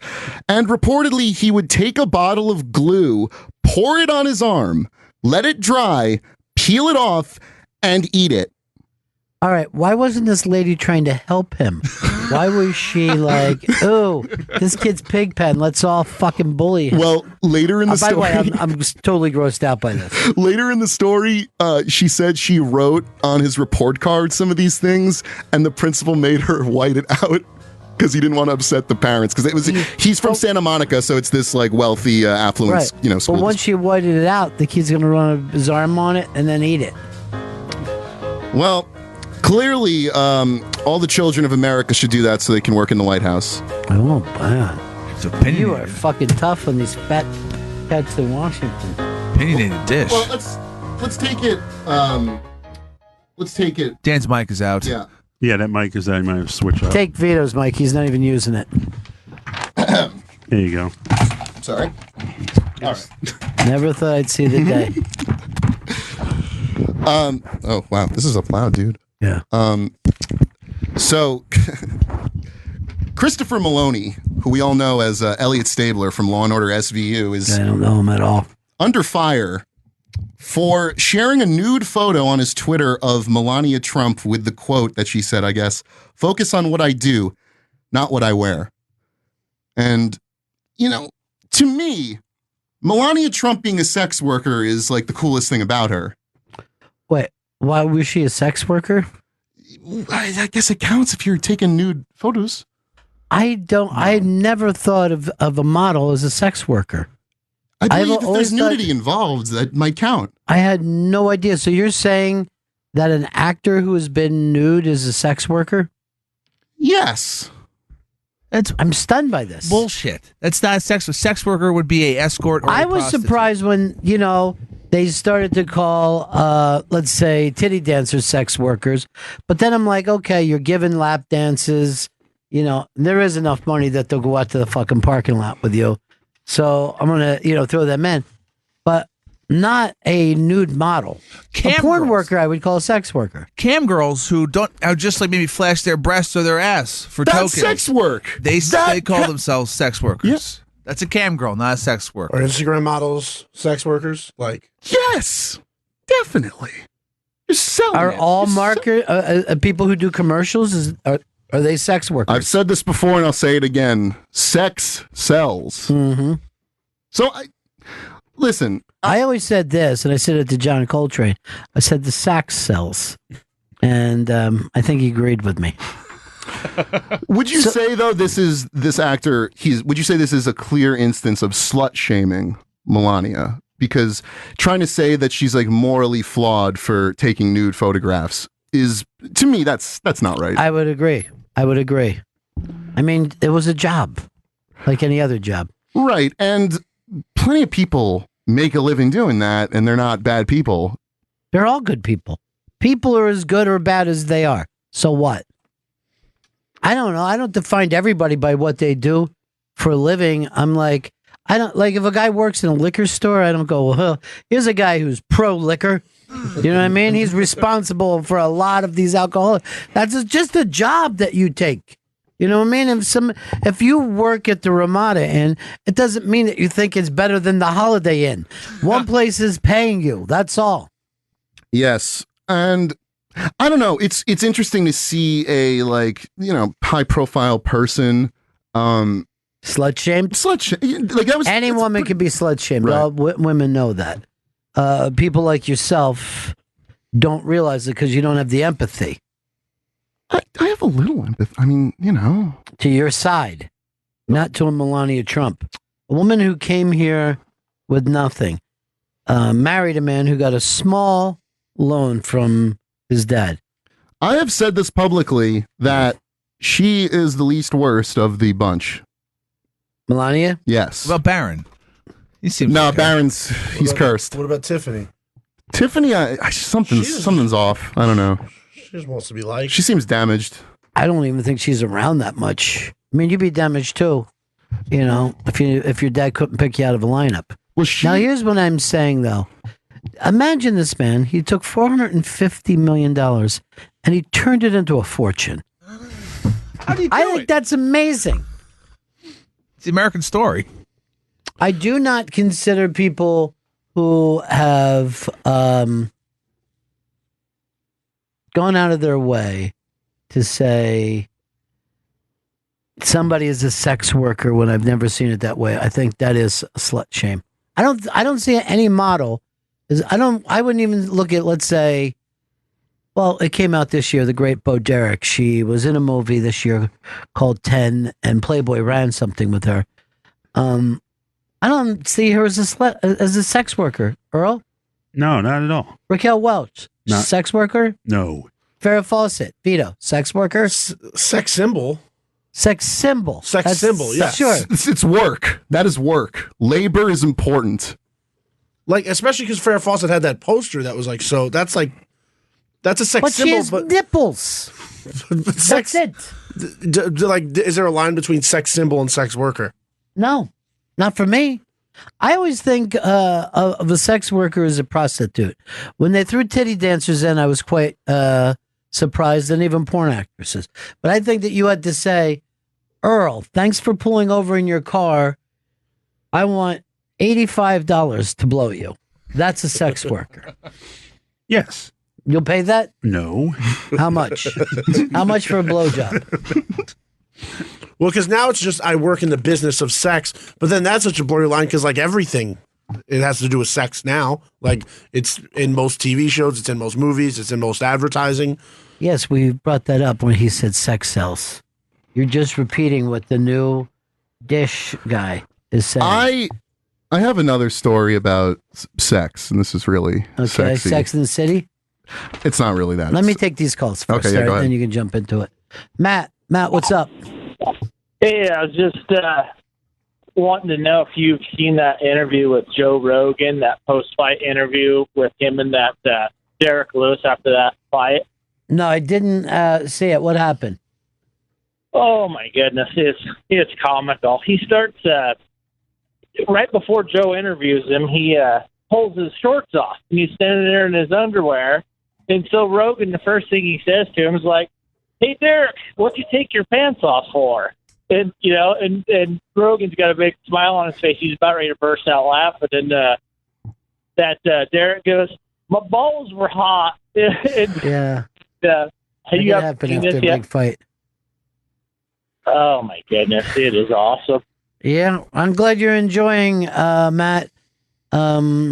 We need as much enjoyment as we can get these days. I used to enjoy Dish. Today was just an off day? Yeah, I guess. Who you felt like sold you out the most? Be honest. I guess Chris didn't really speak up much. He wasn't interested. And then he started talking during Dan's stuff. I shot him some emails during it, but I guess he didn't check his phone. You.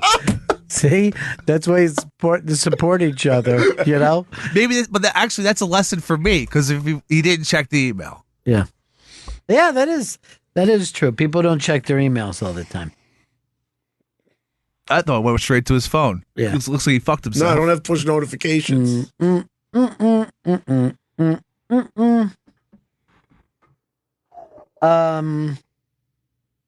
right, so go ahead. America's sexiest couple, Hillary and Bill Clinton, announced via Live Nation that they will be going on a 13-city tour of the U.S. and Canada. And at some of these shows, the tickets range from $120 to $745 plus fees. Mm-hmm. And just for context, the Clintons have made $153 million in speaking fees for 729 events from 2001 to 2015. Why would anybody go to this? I have no fucking idea, man. What are you hoping for? You're not going to get any rub from these people. It's like, I don't see it as any different than attending a Trump rally now. Except these are like rich liberals who are going to pay $200 to see this. I don't know what they get out of it. It's one thing if you want to go like, oh, I'm paying so much because this person is basically selling FaceTime and I can get paid for it. But what can the Clintons possibly offer you? They lost. They're so just utterly irrelevant at this point. I mean, yes, you're out. Normally you go away when you lose. Bill is a legit rapist, and people like are kind of more critical of that now. So it might not be the best time to start like wheeling him around. And Hillary herself, I mean, guys, like, you're so political. I host a podcast about what's such it called? things. It's called The Plunge. Yeah. And I talk about stories that like the ones I talked about on Dish today. Any big guests coming up? No guests. We haven't had any guests. No, it's just you and your friends listening to this? No, I have some people, some fans. You're going to do a live broadcast sometime and get everybody to come out? Yeah, I'm going to get the Village Underground and I'll sell that baby out. You could go to the Village People Underground. Could just go underground. Look, you're not even noticing that the guy who booked you is very sad right now, and he looks defeated. You actually took his mic, his I chair. got kicked into this thing. Yeah.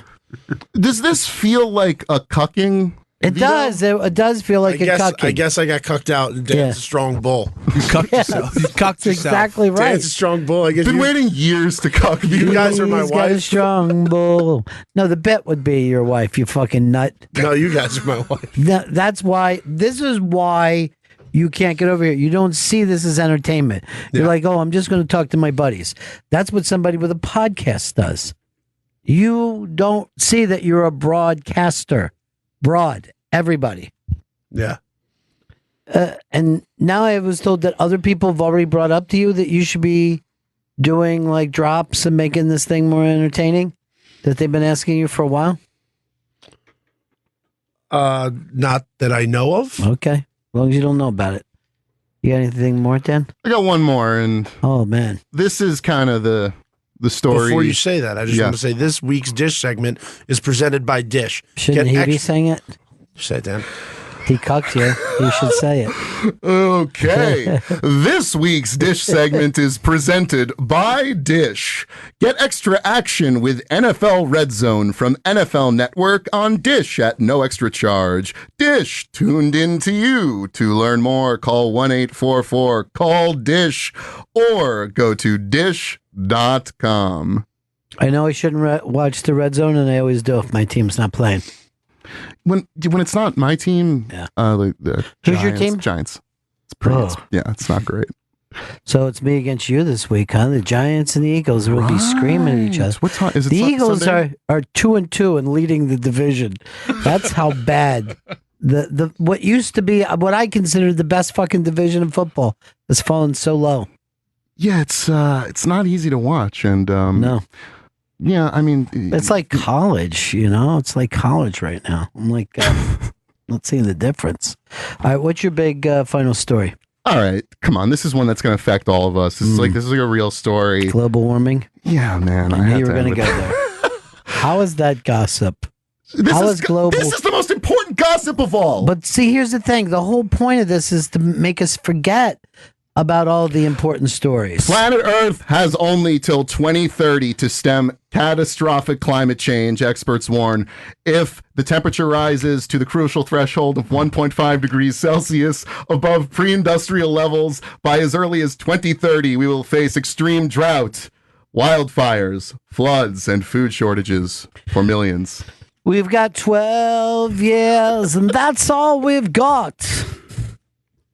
Earl, you don't believe in global warming, right? You think Jesus will save us. You think I totally believe in global warming. But you think Armageddon will happen before then, right?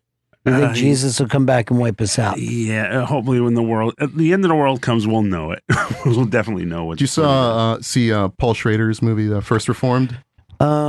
This is the most recent. With Ethan Hawke? Yeah. Yes, I did see it. I loved how it tied in Christianity and like climate change, because like you never really like see that, and I think there's like a good case to be made there, maybe.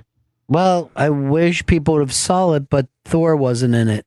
You got to put Men in Tights. Yeah, you got to put Men in Tights in this thing. I mean, I don't even think you could make a Beetle Bailey today. I don't think even Beetle Bailey would go over.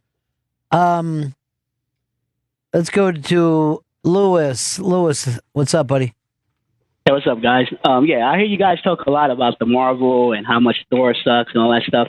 And for years, I would agree with you guys because I never watched any of those movies. I just saw like the market being flooded with it, and I just wasn't interested. I was over that. But because of Black Panther and Infinity War, I wanted to watch them. So I got news for you. I turned off the Black Panther. I was very fucking embarrassed. Very embarrassed. I got something about that. And I'm surprised that black people are embracing this movie. It's kind of there's a reason for that. But what I was going to say was I decided to marathon through all the movies. It took me about 3 weeks to watch all of them, and I have to say they converted me, man. I think those movies are fun. Well, yeah, I don't doubt it. Because you watched it like a TV show. Yeah, and and you are on the side of the world. The world agrees with you, Lewis. But wait. One thing, though. I did watch it in VR. I watched it in a virtual theater. So technically, I was watching it like it was a movie, and I feel that a bigger screen is much better for those movies. You don't want to watch that on a small screen. Huh? Earl's coming over, and he's whispering to me. We got Lenny Marcus coming up? Yep. Yeah, okay. Does that mean we have to break right now? Well, we should break soon. Yeah, we need to break one more time. I got to break, Lewis. All right, man. Yeah, but Thanks, the movies are great, and he's a good guy. All right.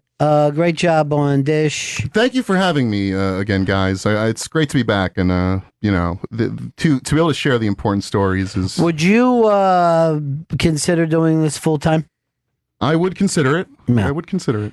And would you consider doing the announcing for the show full time? Yeah, absolutely. Because to me, the whole things are tied in together. And Vito, you're ready to step aside? I wouldn't say I'm ready to step aside. I don't think I said that. What would you say then? I didn't say I was ready to step aside. What did you say? I didn't say anything about it. Yes, exactly. You didn't say anything about it. Chris, what do you think? Well, I emailed him what I thought, and he didn't. I told him to buck up and to fight for it, but I guess I should say check your emails. That's the way people. Okay, I got to change it to push notifications then, so I can see your fucking emails then. Yeah, just get a push notifications. We're going to be right back with the hilarious Lenny Marcus. This is Bennington. Welcome back to Bennington. Lenny Marcus is in studio. Yes. Ow! Ow! I will say this to anybody. Lenny Marcus is one of the best comedians working today. So incredibly funny. You're doing. Thanks, you're running your hour down at the. Yeah, I figured I might as well do that, right? Yeah. Take advantage of that at this point. You've seen all the stuff. It's ready to go. So it's ready to go. Yeah. It kills. It absolutely kills. And I bring this up all the time. There's an entire generation of comedians that doesn't care whether they kill or not. Yeah. But you go out to kill.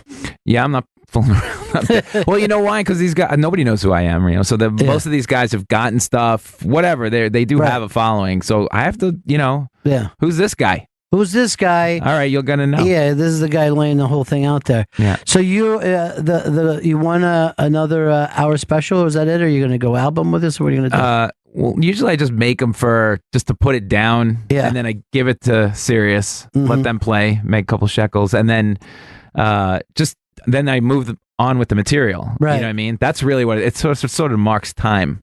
Isn't that the way to do it? It is fascinating that it's the only art form where you're like, okay, throw it out. You know what I mean? Get rid of it.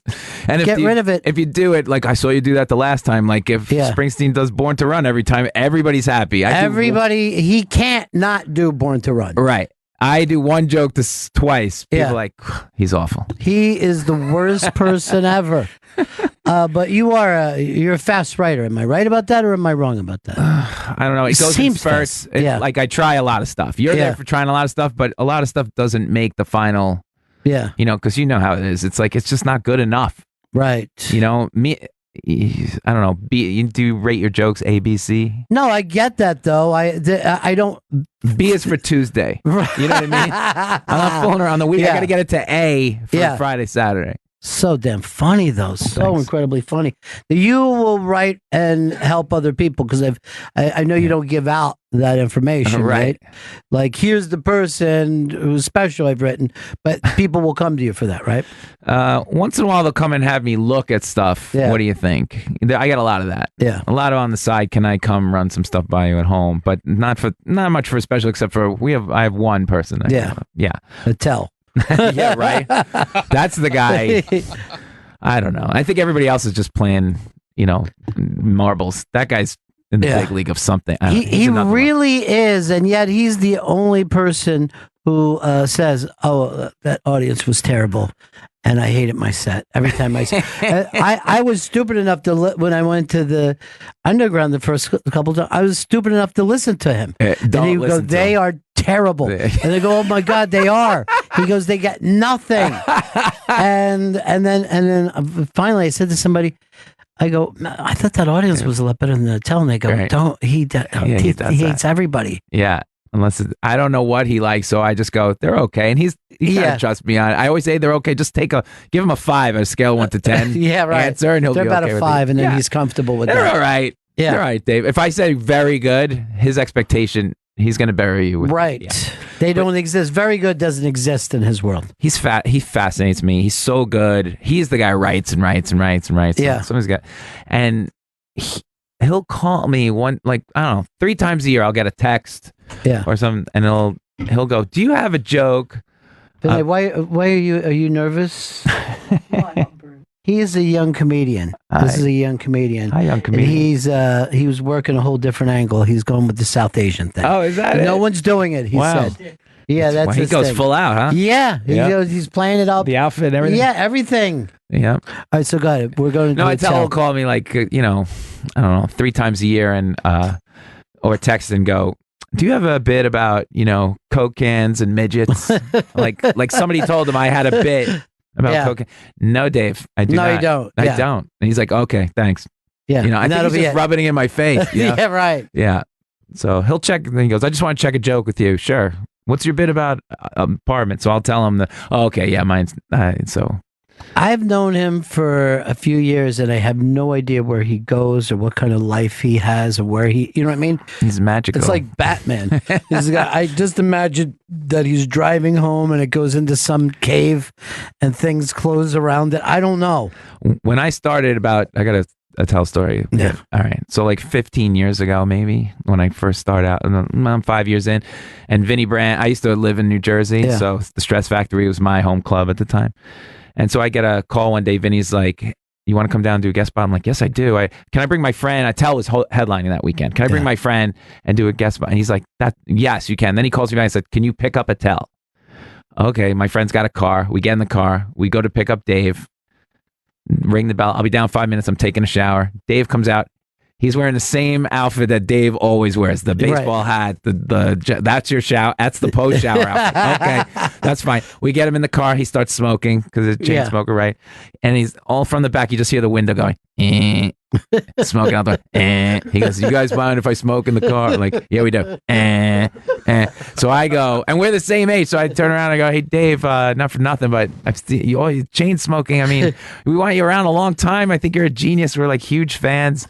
And I go, if you got to give up smoking. He goes, I'll take it under advisement, Grandma. I was like, and that's the last thing we said to Attell the entire way.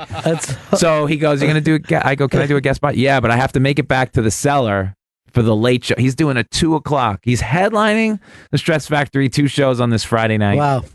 He's going to make it back if we drive out of it to make Estes 2:00 in the morning spot. Yeah. So I go up and do the guest spot. The first show was great. He goes, hey, could you get the car pointed in the right direction, get it gassed up, whatever you got to do, right? And because Like we a got to make it back, car. like a getaway car. And that's how we got. So he goes, I'm only going to do 45. And he goes, do the 5, but please keep it tight because I want.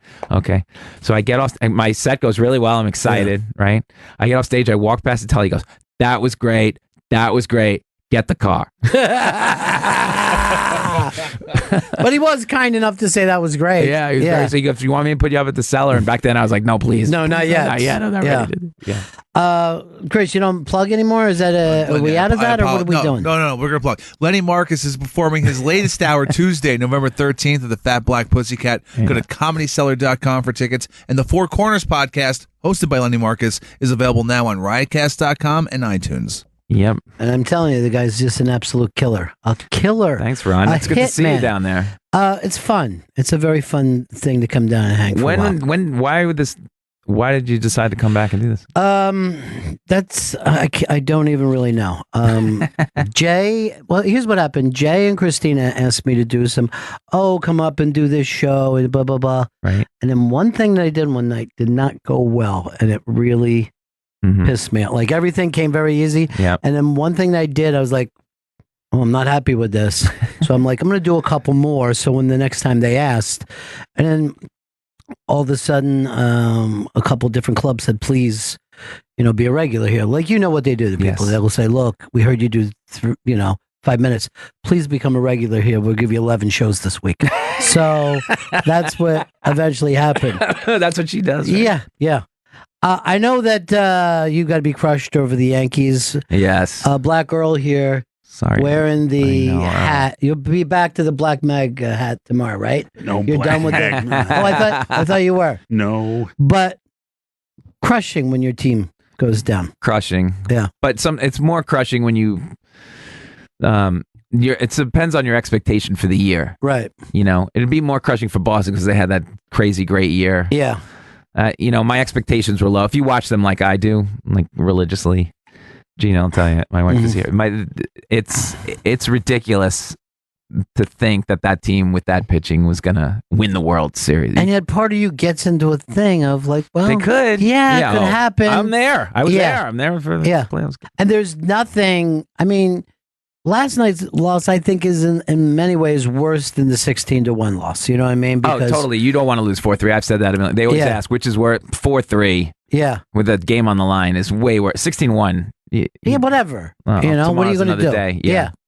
Yes. And you're like, hey, I bet they wish they would have kept some of these runs tomorrow night. You know what I mean? Yeah. You have that kind of expectation for yourself. But Earl, I remember you in the early 2000s, you would grow a beard and you would, you know what I mean? You would have all your own stupid thing. And this time, you were not even that caught up in it.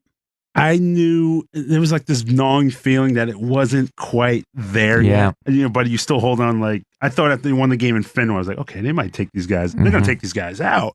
But the pitching was just a little thin. It was just thin. They didn't have that guy that you put on the mound. You're like, you're going to win this game. They got some work to do. They got a lot of work to do. Yeah. Yeah. Well, they get an ace. This guy's, Severino's their ace. Right. He can't go 3 innings. When does that happen? Yes, it's... And everybody today is picking on Aaron Boone. I'm like, what do you want from the guy? The starter can't go past 3 innings. Yeah. Every starter, 3 innings. Yeah, they do want to act like, because Aaron Boone had a little fun the other night, that somehow these professionals were moved to some kind of neighborhood high school amount. They set out to win every game. They're like robots, these guys. Right. They're not trying to lose. Gary Sanchez hits that ball 5 more feet in the 9th. Yeah. Everybody goes crazy. Nobody remembers anything. Yes. It's gone. Now, the weird thing about baseball is, because I used to go down and do the Dream Week with the pros, and they would coach you, and then you would play against them. Yeah. And you find out very quickly how little you understand about the game in no time at all. Because like even a lead, they were going, "Do you feel it on that tendon?" And I'm like, "What? That tendon should be." And you figure out that they map out every inch of this field. And you're just playing. As a person, you're just like, "Hey, I swung, I hit it, so I'm going to run." They know the arc to the, the exact arc you're supposed to take from going around the bases, like first to third, right? To maximize, time. Yes. Or minimize time, whatever you want to say. And they will notice when the other guy doesn't do that it. completely. Yep. This was always amazing to me too. These guys, if there was a foul ball, they would all look at the ball. Oh, look at that! Look where the mark is. And then they would, if you hit, they would look at the bat. They're like, "Oh, jeez." And I'm like, I have no idea what I'm looking at here. What am I supposed to take out of this? I swing it at the whole ball, not a piece of the ball. The other thing, because I was, want to know if the guy's scuffing it, probably. Yeah. But I was a Phillies fan growing up, and then I played with those guys. Yep. And Larry Boa was my coach. Oh, and he's hard ass, right? Yeah, he was like, running out and screaming at an umpire at a fucking Dream Week game. You know what I mean? Just kicking dirt and all that. But what I found, and then like he literally like, oh my God, I can't believe how much he understands about the sport of baseball. But then by the end of the week, I'm like, well, he's never heard of the Beatles. He's never heard of Star Wars. He doesn't know a single thing outside of this diamond. Yep. And that's the, that's the kind of obsession that it takes. All those coaches, football coaches, same thing. Yeah. They don't know anything else. That's it. They sit in an office. That's it. Watch tape. Every move. Yeah, just watch tape over and over and over. And that's why they figure out people. That's why, like, if you come into that league and you're like, oh, man, if my pitch is this, is lower, outside, you'll never see that. You'll never see that pitch the entire time. Don't tell anybody anything. Yeah, but they're just watching. And, the numbers guys just bore the shit out of me now, too. Just bore the shit out of me. I work for the Giants, right? So I'm a statistician on game days for the Giants. So that's all I deal with is the numbers. Yeah. So that's me. Yay. Yeah. But what kind of numbers are you going through? Like the game stats and stuff like that. I do that stuff. Game stats. How many yards he's thrown for? How many, was that a sack? Yes. Goes in the sack columns. And then the computer prints it out. But when you watch Moneyball, why are we on the side of those guys instead of the ball players? Moneyball drives me crazy when I watch that. I think game. Moneyball's garbage. Oh, you do? Yeah. Oh, good. They never won. Yes, that is true. Exactly. They never won anything. And the Moneyball, the Oakland A's back in the day, they have that crazy field where that's all the foul territories, huge foul territory. So for some reason, you have a bunch of fly ball pitchers or fastball pitchers. They're going to pop it up a lot. They're going to get more outs. Yeah. So every time somebody comes from Oakland, say Sonny Gray, right? Yeah. What is he getting a lot of outs because of the ballpark? Is it deeper? Right. Like everybody's hitting it to the wall, but when it comes to New York, it's going out. Yeah. Everybody's popping up his foul balls. Who knows? But the Moneyball, they didn't win. They also didn't bring up in the movie that the Bash Brothers were playing it. You know what I mean? They had the two biggest juiced up studs playing the game, but they don't make the movie. Was it that year? I believe it was. Oh man, yeah. I mean, they had the best pitching in the league. Yeah. Period. That will get you a lot of places. Earl, what is the reason that we don't see young black ball players anymore? What has happened? Why have the black kids forsaken the game of baseball? I think it's two things. I think the pathway to being a pro takes too long. Right.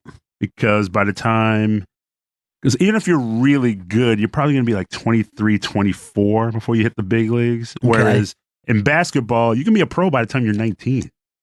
If you're 19, 20. All right, you know where black kids can make a lot of money? The same kids that play wide receiver and play basketball? Soccer. There's leagues all over the world, and they pay incredibly well. And I would like to see them all come back and play for the USA soccer. Well, that's what they say. If that actually happens, we're just going to win. Yeah. That's it. Yes. We're like begging for more black players. Right. Well, we could just look at basketball and go, look, these guys have never played together before, and they're going to destroy your... Well, did you watch the World Cup? Yeah. The World Cup was all the African players went to France. And they got this guy Mbappe. He's just faster than everybody. Right. He's amazing. The African players are starting to come around, and they were not there, let's say, 12 years ago. Yeah. Yeah. So can you get on this, Earl? Earl. You know everybody, right? Get on it, Earl. One Field in Queens.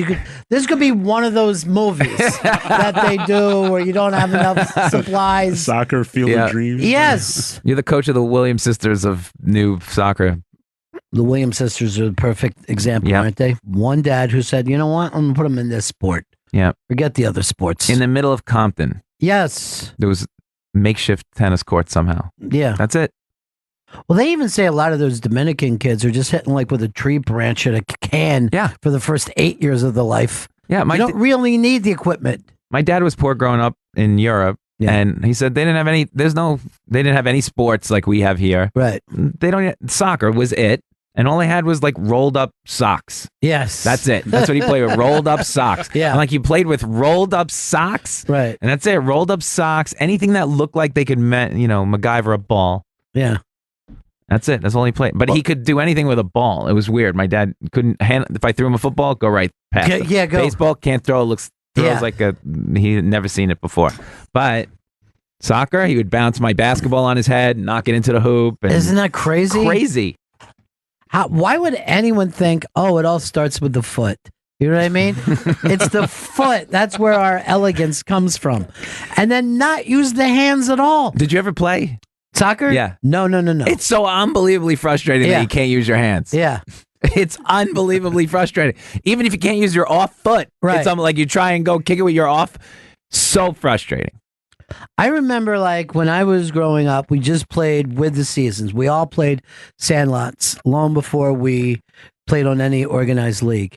And then nobody played any other sport. And then the Flyers started doing well. So the entire neighborhood played street hockey. Yeah. Just overnight street hockey. It's on roller skates or just deck? Just running around. Best game ever, right? Yeah. So much fun. Me too. And you could master it fairly quick, and it was acceptable to start punching each other, and everybody loved that sport. But that's how quickly we can react to a sport. Yeah. It has nothing to do with the organized things.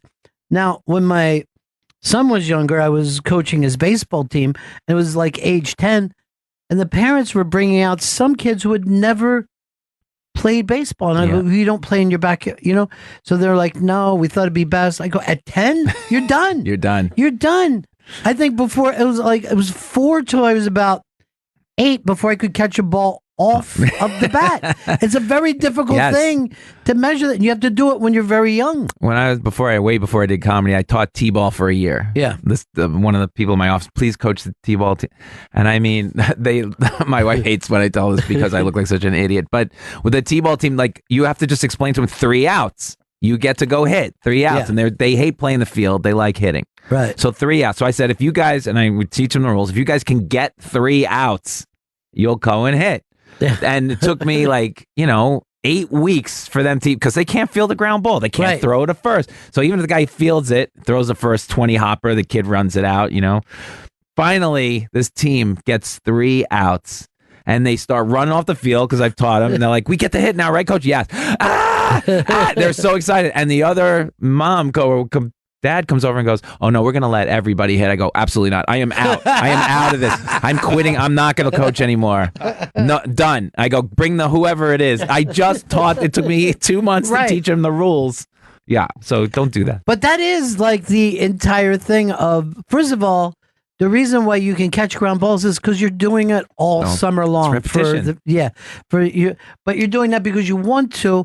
And then I guess these kids the parents are afraid the kid will get raped at some field. You know what I mean? They can't go to a field by themselves. Yeah. Okay, that could be. It could be some good rape. They're like, we need some adults. But I didn't have the excuse for everything. I didn't even see adults around to play baseball until I think I was 11 or 10 when I went out I didn't go as soon as I was 8. Me too. As soon as you went home, you took your bike, you went and met everybody. And that game was going on all day. All day long, you just show up and you be able to say, give me a game. That's what we used to say in my neighborhood, which means let me play. And everybody played. Oh, my childhood, every Saturday morning, the phone would ring. Did you get this guy? Did you call that guy? Did you call that guy? And then 1 o'clock is the game. Do we have enough guys? Let's go. and we'd go meet over there. Right. And that's when you'd have to call the guy. You'd be one guy short, and that's when you would call the guy who didn't start playing until he's 11, so he's terrible, but you needed one guy, and you have to beg him, well, I'm going to get new pants. No. We need you to play this game. And then he'd show up, and nobody wanted to take him, but you needed another body. Yeah, that was Look who's walking by. Godfrey always looks like he's just coming back from a war. Godfrey, exactly. He Got a just cute. He's got the haircut. Yeah, he's a superhero. Everything about him just looks like I can't tell you what mission I was on. That's right. At any point, he could be jumping out of a plane. You're not plugging anymore, Chris? I still am. Lenny, I apologize. Lenny Marcus, he's performing his latest hour Tuesday, November 13th at the Fat Black Pussycat at 8 p.m. Go to comedycellar.com for tickets. His podcast, The Four Corners Podcast, is available now on riotcast.com and iTunes, and go to lennymarcus.com for all of Lenny's dates. Thank you. You and how old's the baby now? The baby is a little over 4 months. Loving it? I do. I mean, it's in some ways I say it's like the craziest science experiment of all time. Right? But she's fascinating, Yeah. She's fascinating. And then you like, this is part of you. It's really it's nuts. When the day she says daddy, I'm gonna just lose it. It's over. What do you think? You should just stab yourself in the neck that day because it'll never get better. Do you love it, Gina? You're talking to a mic. I didn't love it. You didn't love it at first. No. You were one of those depressed moms, the blue moms? Baby blues, yeah, for sure. Oh, my God. I was so frightened of that with Gail. I was sending them, like, every article. I would just say it. I would just send it, like, okay. Let me know if you feel anything. I knew I was a little bit programmed for that to be a possibility. Yeah. And I told people the first week she was born was probably the worst week of my life. Second week was the second worst week. Oh my God. Then all of a sudden. No, what happened was when 5 weeks after, I had an emergency appendectomy. Oh, Jesus. And I had to be away from her. And that's when it kind of like. And can you believe you had both those things happen so soon? Two of the most painful things that can happen to you. Yeah, you had one, right? Yeah. I went without meds too. You know why? Real American. Real American. No, I went without meds because I'm a drug addict. So I just said, I can't take these. But I had no idea how bad the pain was going to be. But I am fascinated because when Gail was born, the first night we brought him home, when we were just kids, when we didn't plan anything. And we looked at it. Gail cried all night, and we were just looking at each other, and we were going, I don't know if we can do that. I don't think we can be parents. I don't know how we get out of this. And then my mom flew in the next night, and like she was unbelievably helpful where we were going, oh, so we know nothing about babies. I don't know how we got to that point. Well, somebody said get a nurse for the first week. Yeah. I was like, okay, let's do it. Best move you can make if you can make that move. All right. And then her mom came the second week. So that's really helpful. You learn everything from, changing her to feeding her to how to bathe bounce. her. Yeah, just bouncing them the way they want to be bounced. Yeah, putting them in a spot that they need to sleep. I thought it was much harder than I thought it was going to be. Oh no, I knew it was going to be super, super hard, but I also knew you have to have the faith that you've seen horrible parents. Yes, the horror show. I'm like, they can do it. Right. Somehow those kids are going to grow up. That's here's the other thing too. Younger people, it's almost like they're so naive that they don't care at all. Right. That if you wait until you're a smarter adult, it's way more frightening than if you have a kid at 15. Yeah. You know what I mean? Because then they're like, I'm taking the baby to the party. I'm taking the baby to the kegger. You know what I mean? But as you mature and you're like, oh, all kinds of things can go wrong, that makes it a scarier situation. That's true. Yeah. You also have more years of being selfish. Right. And, it's hard to. That's why I think it's even harder to get married if you wait. You know what I mean? Yeah. If you wait until your mid-30s, you go, this isn't how things are supposed to happen. Right. It's not the way I like to live my life. If you get married when you're young and naive, you're just like, oh, okay. Yeah, that's all that you know. Yeah. Yeah. Now, here's what I ran into two old friends of mine, and I forgot what my neighborhood was like. It was a Catholic neighborhood. There were all these people showed up. There was 11 kids in one family. Their first cousins that used to make fun of lived 2 doors up. There was 6 in that family. So if you fought with any of them, you had 17 kids coming in, at any time. And I was like, oh yeah, the Winslows had 13, the Grugans had 11. And I'm like, how? Like, how? Those people would be considered like irresponsible nuts. I think they are irresponsible nuts. Yeah. How many in your family? 8. 8? I'm the youngest of 8. And we weren't even the biggest family in the neighborhood. All black neighborhood? Yeah. Yeah. I mean, just the fact that your mom had to go through that 8 times. I watched Gina do it once, and if she wants to do it again, great. But no more than 2. I couldn't even put her through it more than twice. It's just ridiculous. It's 8 times? 8. 8, yeah. How do you take 8 and 12 years? 1 is so, time consuming and everything, but what if you have like 4 running around at the same time? What do you do for food when there's that many? Yeah, people? how did you That's eat? Thanksgiving. Yeah, every day. And he said, we weren't even the biggest family. There was one family that was 10. Mm-hmm. And I know this because the mother coached my brother's Little League team. Yeah. 21. 21 people. 21 children. What? Mom had the same mother and father? Come on. Yes. 21 children. That's a class. Was she a cat? I guess after a while it gets easier. It's just like spitting out seed. I guess. My mother actually said that it got easier with every pregnancy. Yeah, it would have to. In the meantime, though, she never knows when she's going to piss now. That just happens out of nowhere. Now, Chris, you were an only child. Did you hate that? I know. I didn't hate it because I couldn't imagine having a brother or sister. Man, I tell you, when I was the baby, and then when I was about 4 or 5, when my mom brought my sister home and the attention went there, I remember going, this is so fucking great. I go, I'll now be able to do some of the things that interest me. Oh, that's what funny. I mean? It was just to have that pressure. And it was even better. She was a sickly little thing. So everybody was looking in an opposite direction. And I was finally happy in my life. Oh, that's interesting. Some people like attention. I could do without it. Even now, in my own marriage, please, not me. Do not ask me what I want. I don't know what I want. You tried to ask me what I wanted today. Yes, I did. I was furious. You were very I said, just know what I want. Just give me what I want. Without, he goes, I want to give you options. I'm like, that's the last thing I want. Oh, really? It's vacation options. I should have known better. I do that with dinner, like every day. What do you want for dinner? I don't know. I'm out of food, man. Too hard. It's so hard. That's why when we got Blue Apron, it was great because they figured it out. They know what you want. They know what you want, and you're like, oh, here's what tonight is.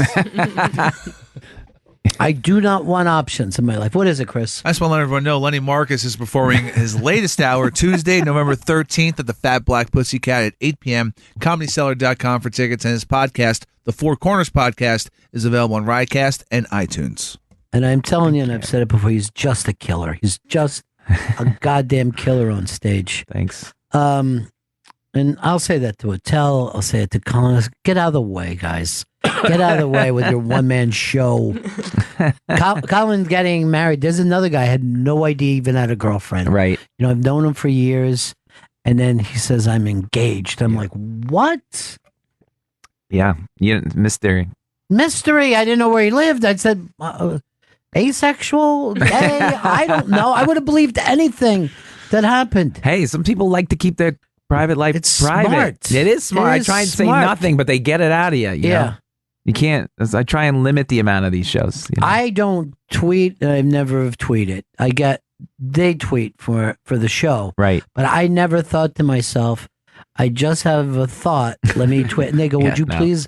These guys ask me. And then they go, well, if you can get stuff, I'll go say it on the show.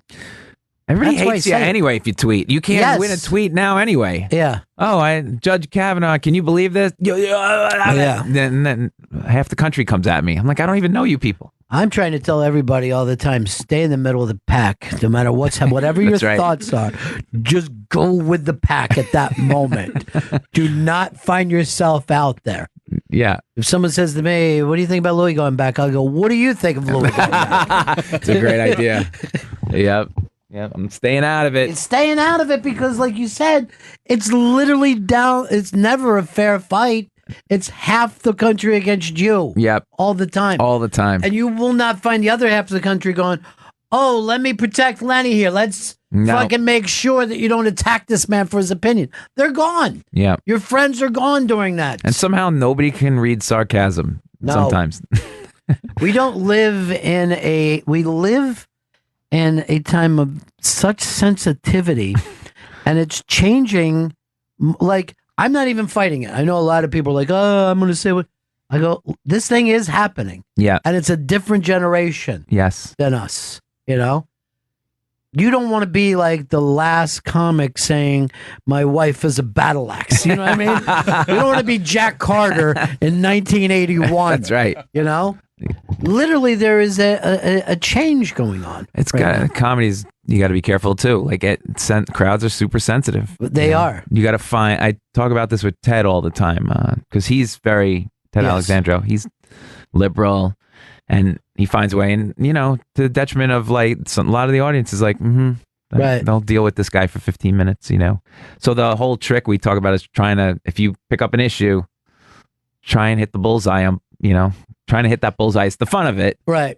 But really hard.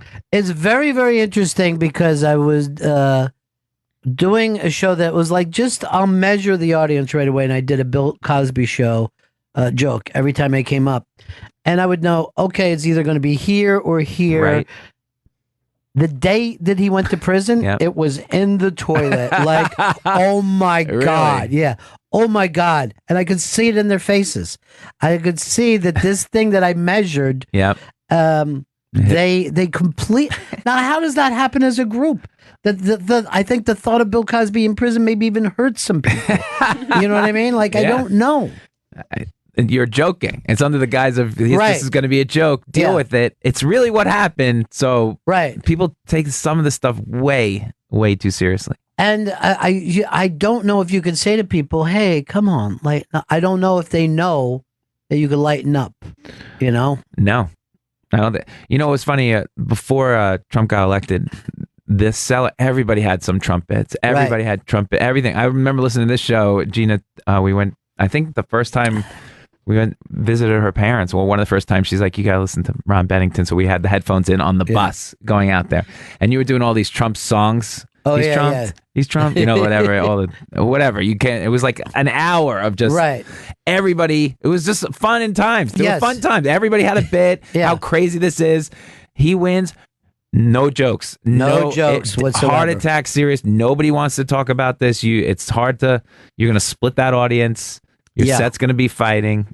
They tense up no matter what side. Yep. They're on. And he does do a lot of silly, funny things, but if you're so locked into it, you can't find even the humor in it. I could, I think I could go for it, and I've had a couple of things that will work, but at some point I just go, it's not worth it. Why do I want to write this joke? Yeah, you're not, and Ted's thing is he is smart, and that's almost a detriment to some of that. So you know what I mean? Because he'll find out. They don't want to think about it as deeply as you do. You know what I mean? Some people are just like, no one can kneel during the anthem. Right. Why? No, forget it. I was down in Bucks County, and I'm like, why didn't I get in the flag sale business? I'd make a goddamn fortune in this. I never saw so many flags. And I'm like, what makes people even do that? When you go to the South, they have the Confederate flag. Right. Like, do you know how bad that is? Right. They don't care. People I work, in an office, you'd go down there, guy would have a Confederate flag in his office. Nobody tell him to take it down. Right. Nobody would say anything. Yeah. Like, you need to take that down.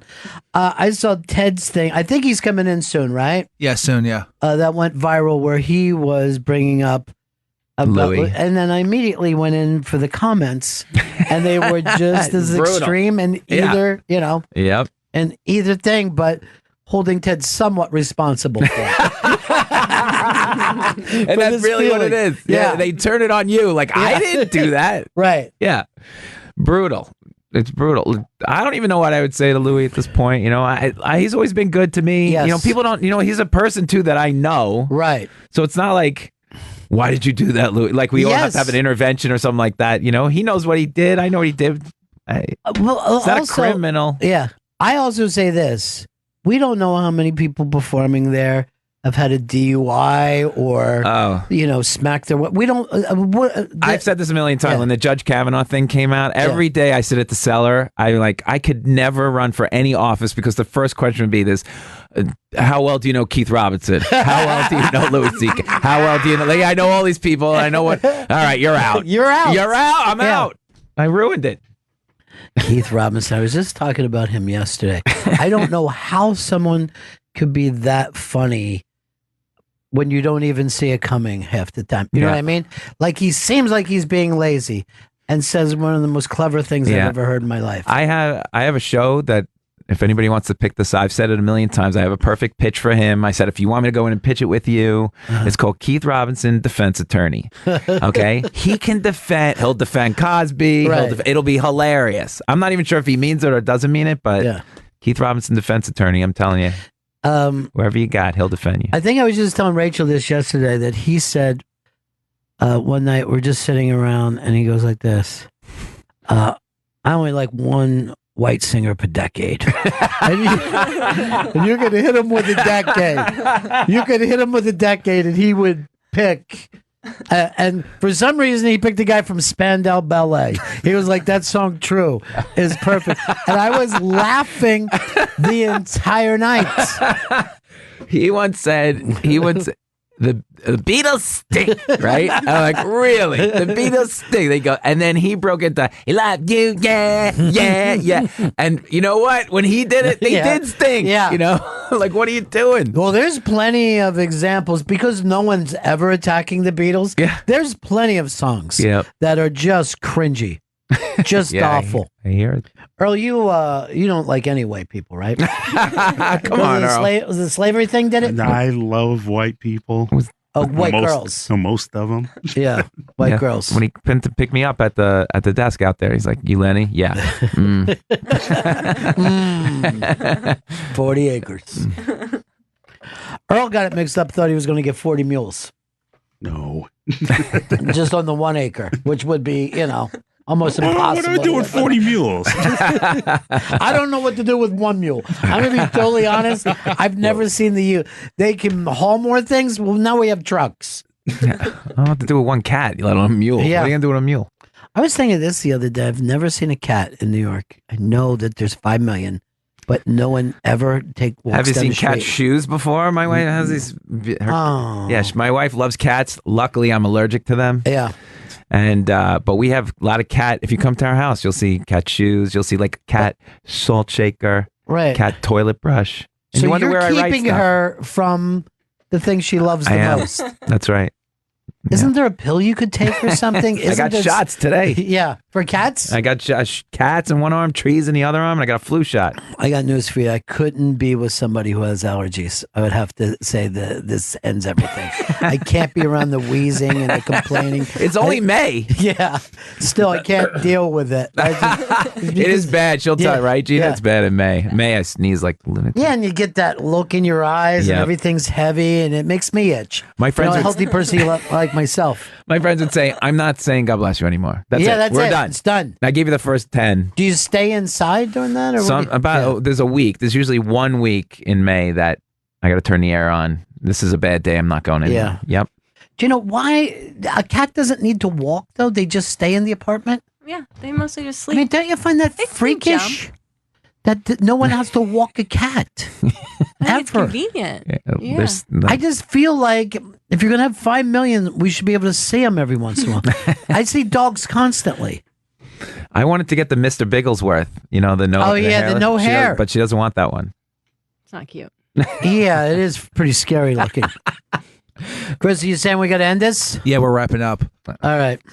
Lenny Marcus, he's performing his latest hour Tuesday, November 13th at 8 p.m. at the Fat Black Pussycat in New York City. Go to comedyseller.com for tickets. His podcast, the Four Corners Podcast, is available now on riotcast.com and iTunes. And go to lennymarcus.com for all of Lenny's dates. And again, follow this guy. He's a hitman. He's a killer. It's unbelievable how funny he is.